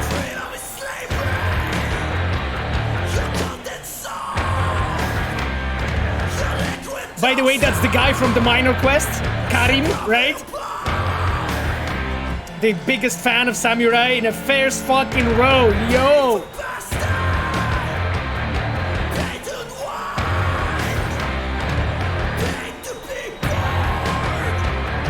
Fucking hell.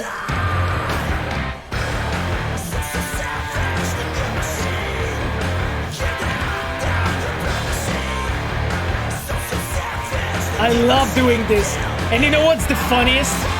We've seen all the streamers do it.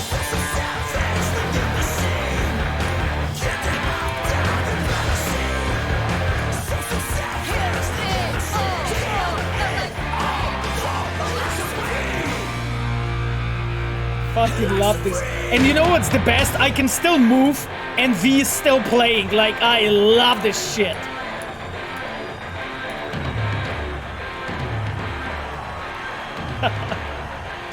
Fuck yes. I love doing stuff like that in games. Seriously. And look at the lights. The lights are synced to the music. Time for a sick solo. Look at this. Fuck yes. It's so insane that like Michał and David pulled it off.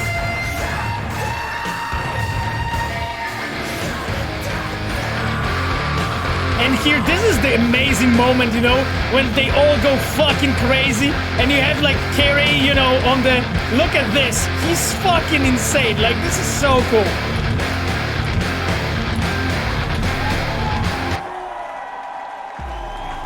And the cut. This is fucked up. God damn it. Actually, got pretty nervous for this thing. Felt like I had something to prove. To myself, to you, whoever the fuck. Absolute chills. Oh, I did. Hey Bartek, I didn't know you're still with us. Good time. Amazing. Thank you, Bartek, for being here. I fucking love this concert. Like, honestly, it's such a great scene, you know, that moment when you're like, them. And that moment at the very end when like Kerry goes crazy and he starts like playing like that. I love it. And we had our lighting artist called Mikhail. So Mikhail really wanted to do it in a way that all the lights are synced up to the music, but we don't really have the tech for it. But basically Michał Brzeźniak and me, we really wanted to pull it off. So what we have done is like Mikhail has prepared all of those like crazy setups for lights, you know, depending of which music is playing in a given time. And we went over all of that like track in the animation, the scene, and like scripted everything customly to make sure that those lights are basically shown and hidden in the proper moments, so it actually acts like that, you know. So that was basically like, that was like customly built for us, by us, like scripted, so that we can give you guys this experience, you know, of this great concert. Pavel, we need to implement the mosh pit in the audience. Lambrot. Yeah, David, I mean, the mosh pit would be interesting. That's true. That's true. By the way, like all on the red parties, David actually, David Cordero is so the animator who pulled this off. He's in the chat right now. David is always like singing, you know, to the mic with the whole, because we have like our internal sort of CD Projekt RED band, when we have like cinematic designers, QA, a bunch of other people there in that crew playing. And they offer play like on the red parties and you know, on bigger events, and like David is often singing, you know, there. So here you go, just more behind the scenes stuff for you, my dears. So you know, we are all sort of born for this. Wanna do an encore gig? Losers always say they were just there to have a good time. Wanna do it again? Huh? No. That was my like a supreme. Yeah. In that case, here. Take it as a souvenir. Look at his eyes, right? You sure? Won't play without when he's you. like surprised and so on. It's actually so awesome. Like the way it looks like. Here, but I still plan on playing.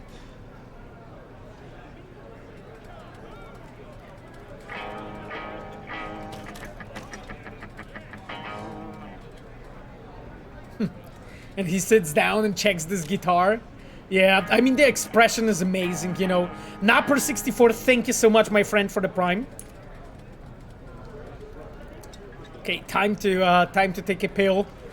His eyes, yeah, exactly, Babsonovska. Johnny. He's gone, isn't he? I felt so sad when I had to leave Kerry as Johnny. We can still hear you. Thanks, but not in the mood for hovering tables and voices from beyond the grave right now.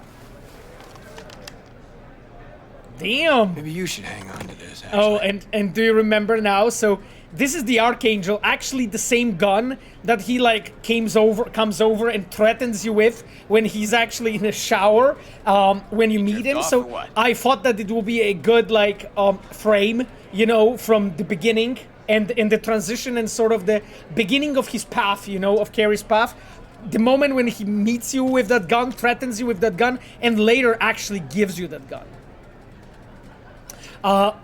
David wrote in the chat some animation information. Kerry sings his lip sync in the end was fully hand animated because our animation system Jali wasn't enough for the custom quality and screaming we needed.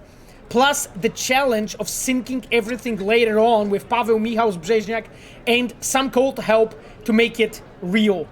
Yeah, exactly. Thank you, David, for all the info, additional info for us. You drift off or what? That was the gig. Hella preem. Samurai's found its new groove. Damn shame I had to miss it. Eh, you can still come to my show.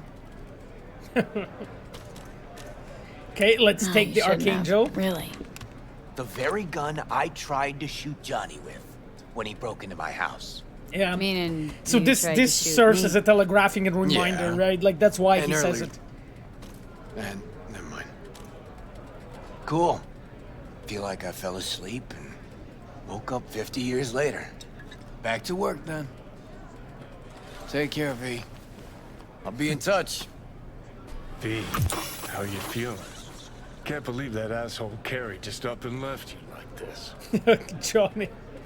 Yeah, but you can see here like I love the behavior of Kerry and the the animations, the looks, the mimics. You know when he like taps you in the arm when he leaves and so on. He just feels like a good friend, from this point on. And this is like this makes the character really feel good, What was he going to say in earlier what? Oh. What are you waiting for? Veurodine. Well, you need to look at the Kerry story arc. What do you think he was trying to say? Like, that's intentional, right? Like, of course, we know what Kerry was going through. At the moment when Johnny asked us for the first time to actually go and meet him, right? There was this thread mentioned that he's suicidal, right? And it was I don't want What to are you theorize. I got him. I wanna hear truths. View the Dying Road. Yes. So basically, like the at the very beginning, it was said, you know, that Kerry is suicidal, and the moment that he sort of met you, being V, with Johnny back in his life, it sort of put him back on his track, right? So he was here referring to basically what he was actually intending to do, right? Like there were, if Johnny mentions this at the very beginning of this conversation in the scene when you are standing next to the Norfolk sign, you know, with the villa at the back, he mentions basically that he heard that Kerry has tried to kill himself already before. So this is what Kerry was actually referring to, you know. He was trying to allude to it, you know. So yes. That's the answer, basically. Hey, what's up?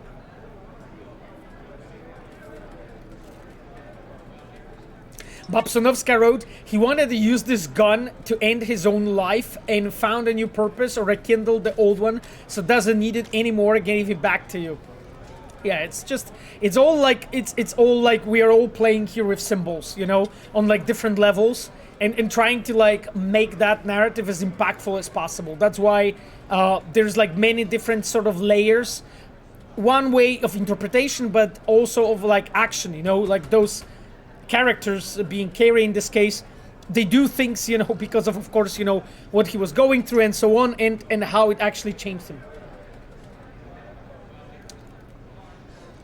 Pinky Julian asks, was there an option for Kerry to eventually kill himself if you don't arrive fast enough? No, I didn't want to do that. I didn't want to do that because like that would have been mean that majority of the players won't experience like one of the most expensive scenes in a whole game, and probably one of the better and more interesting story arcs, you know, for Kerry and all his life. So we didn't really want to cut it in that way, and it was also quite unfair, you know, because like as a player you wouldn't know, right, that you would have to be quick.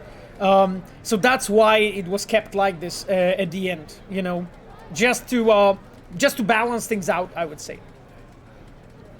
Out of it, wow. Okay, so actually out of it, guys, is Mihail Muskan. He is the guy that did the lighting. Mihail, how's the life treating you, my friend? Thank you so much for being here, my friend. I actually talked about you. I don't know if you realized or if you heard me speaking about you, but I'm glad you're here with us. I remember talking to you super late at night when Mihail handed over the lighting level in Reddit and the instructions for keying the light for the concert still stands to this day. Amazing work for you guys. One of my favorite scenes in the game. Bad Phantom Liberty will be a banger as well. Mikhail, it's great that you have decided to come over, man. I feel honored that you're here with us. And thank you for all your fucking work on this light, you know, here. Because it really makes a huge difference. Because I remember this scene with no light changes. And after you have introduced it. And even when, at the very beginning, when we actually have it like quite badly mistimed, it was still great. It was already great. And right now when it actually is timed well, it feels so good, you know. Yeah, today we have like so many reds on the chat, but I'm glad you guys are here. I'm glad. Okay, let's continue talking to Johnny. Guess he had somewhere to be, badly. Probably writing a new song as we speak. Isn't that what you wanted? To make him feel better? Better, but not that good. Johnny, don't ever leave me again. I can't live without you. A little of that could go a long way. And you can see that he has a soft spot in a way, you know. Pinky Julian said, big kudos to all the Reds. It's good to see you guys peeking in. You deserve all the praise and good vibes. Thank you so much, Julian, for all the nice comments for us. I think all of us appreciates very much, you know. Because like at the end of the day, we do it for you, right? Like for our players. Like we do it, of course, you know, for ourselves as well. We work and create art, right? Hey, what's up? But at the end of the day, you, the audience, the players are the most important, because your perception and feelings and emotions, you know, that are created here are what is the best reward for all of us.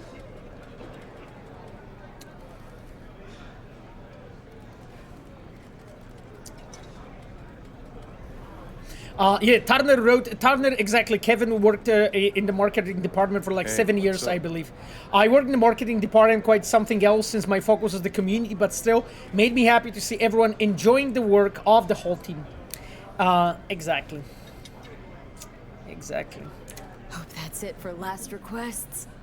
Not sure I can handle anymore. It is, and I'm starting to regret you agreed to this concert thing. Here I thought I'd hear. Thank you, V. Said it was important to you. This thing with Kerry. It was, but not more important than you. Kerry's got his life back, whereas we should be worrying about how to get yours back. Mm-hmm. And you can see, like, the Johnny is actually starting to care. The Johnny is actually starting to care for V, you know? Yeah, yes, exactly. Oh, Johnny. Valerie Silver had my heart.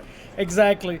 You know, and that's the thing, because, like, you already are, because, like, when we were designing this arc, we already knew that here, at this point, you will be already quite far in the relationship with Johnny.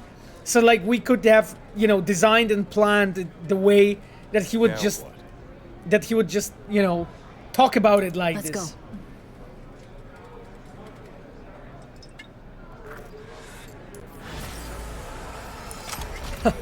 Revia Wolf edits wrote, is Johnny starting to care for V or is V caring for V? Well, I guess those are... I don't know you. This is the same thing in this specific case. Guy enjoying the road race, I guess. I remember, like, also, like, after the concert we wanted to do it like this. As you can hear it play. We wanted to do it like this, that you will hear the music play. It was fine. Great. And you can meet him Axe went out here. of tune after chipping in. No worries. Can't hear the bass anyway. And, you know, of course, you know, in situation when you have actually Henry and the Drausin Denny, you know, there's a different variant of that scene here. You were great. Oh, first time I ever heard that at a gig. Thanks. Have a good time. Hell yeah, Kerry even said I'm gonna see some Eddie. Drausin is so nice. Drausin is so nice. Hanaka's still brewing at embers, of course, of course. Hanaka's brewing in embers while we sit here and chill. I mean, shit, never heard anything like it. And you're not likely to again. Yeah. By the way, here you can see actually that we have the owner of that place, the red dirt guy. So he is basically here at the background, you know, standing there. And I wanted to do it in a way that we have like small like transitions sort of. So after the concert, not to do it like that everyone's gone and there's nothing. But you actually basically can approach them and just talk to them and just exchange few sentences, you know, to just make sure that they feel more like a real characters, you know.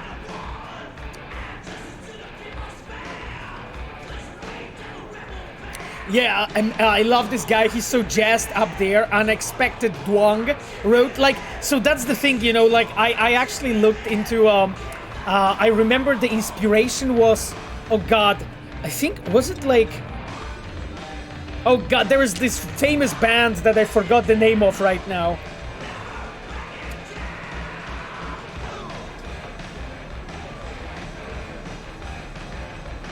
I forgot the name of the band, Jesus Christ, but basically they were like, no, Foo Fighters, no, Shaft 2K, not Foo Fighters. They were basically in a similar situation. They were super popular, and they walked into a bar when they used to play, when they were not popular, before they became popular, and they played there a gig, and everyone lost their shit, basically. Because they realized that they sort of like made a full circle and came back to the original place. I think it was Guns N' Roses, wasn't Guns N' Roses? It's like, I have in my head Guns N' Roses. Nirvana? No, I don't think Nirvana done this. I think it was Guns N' Roses, actually. And, because I remember I was reading that story and I got inspired by that. You know, lots of bands do that. Yeah, I mean, good point, Viewer Dine. I remember I was reading that story and I got inspired by that, and I thought like it would be awesome if they like go back to this original place when they started. And that's why I came up with this like owner guy who is like sort of like in traditional old like sort of a jazz clubs sort of, so that's why he's like so chill, you know. Zenon Martiniuk, yeah, of course. Of course, Kacper, Zenon Martiniuk. Gradual wrote, it's such a twist of deploying a character, revealing his background gradually through the story. Johnny, I mean, compare first impression to the following is very to the point. Exactly, Gradual. And it's like, actually, it's kind of like in real life, right? Like sometimes we just meet people and we just like really badly misjudge them, you know? We sort of misunderstand them. Like we just don't know what those people are about. We can't really tell who they are, you know?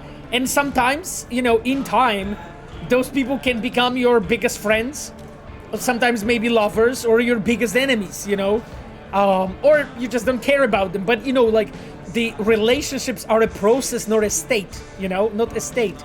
This is one of the things I learned in psychology, that every relationship is never stagnant. It's always moving somewhere, you know?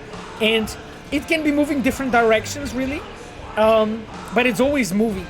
And that was the approach with Johnny Silverhand. It was not supposed to be stagnant. It was supposed to be developing as well together with the game, you know. That's so special about this game. It's exactly like a life experience. Steinbjorn wrote. Like, that's the thing, Steinbjorn. Like, that was our actually idea, you know, to make it like feel so natural and normal that a lot of you will actually see your own experiences in this content. Well, you do all right? Too damn well.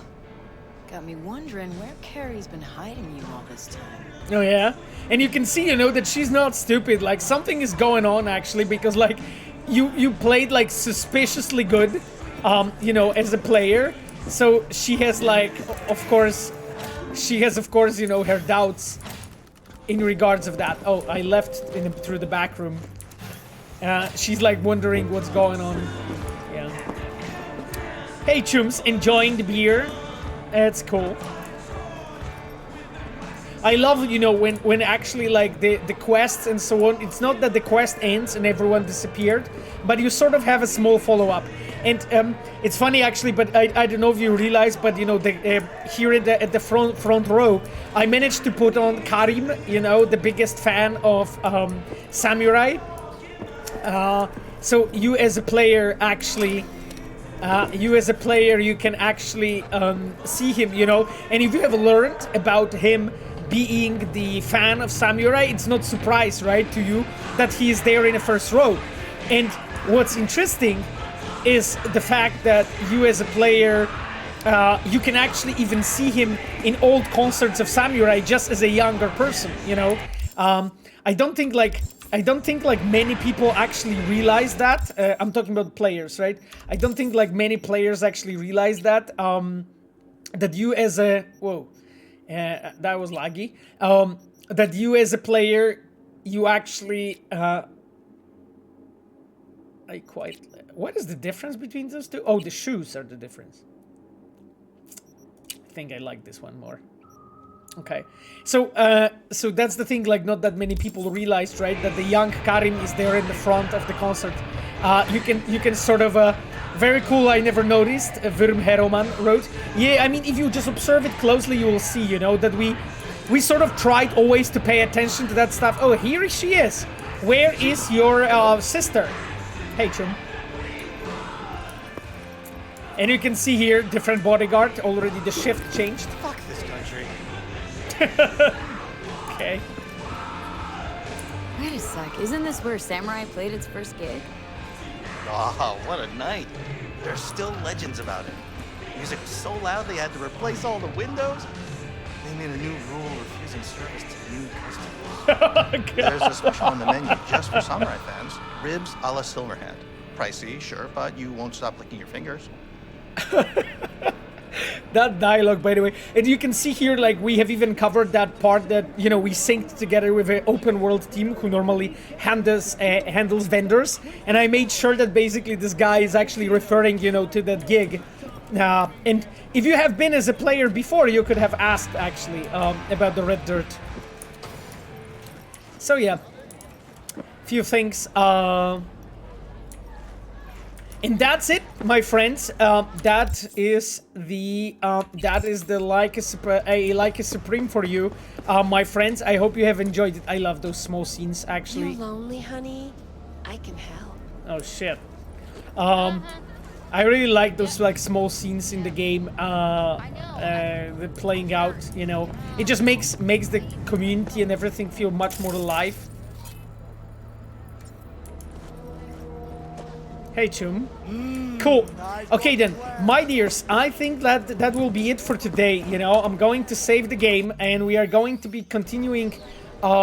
We will continue further because we have only started the storyline of Kerry Eurodyne. So there's more that is going to happen.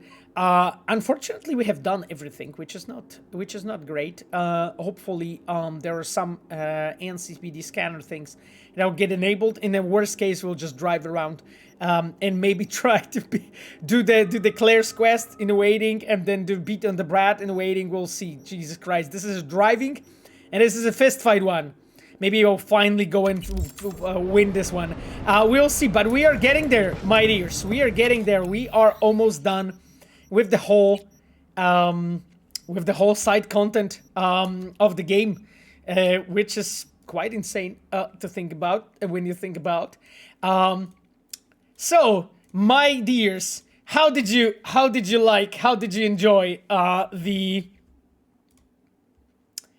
enjoy the concert? I hope you have liked it, because like that was like one of my favorite quests to work on. And now, Penguin Gamer, it was awesome. Thank you so much, my friends. So, I wanted to mention our dear Reds and moderators before I go. And I'm really, really thankful to everyone from Red that has actually been here today. And it's been a lot of you. Oh, and we have also Eskel Piotr. Piotr is our sound designer. Piotr, thank you so much for being here with us. Piotr Chup. So, let's go over all the Reds and moderators that have been here today. Thank you so much, Eskel, for being here with us. Our audio designer, Bartek Pirko, our level designer, Lamb, SP, David Cordero, our senior cinematic animator and coordinator, Kevin, our community manager, Jędrzej, our lead producer, Mikhail, our lighting artist, Monika Ayano, our UI producer, Chivok, our customer support engineer. And I think those are all the Reds. I think I didn't miss anyone. Holy shit. It's so many of the Reds were here today. And I wanted to thank our dear moderators, as always. My dear girlfriend Sapphire, thank you so much for being here. My dear, as always. It's really nice that you were here. And dear friend Cogito, you're the best. Thank you so much for being here, for guarding us, for guarding the chat, for gifting the subs, for always supporting us. I really appreciate you. And that being said, my dears, we are going to see each other in a week from now, when we are going to continue this amazing story, and I will leave you with this banging music. Bye-bye.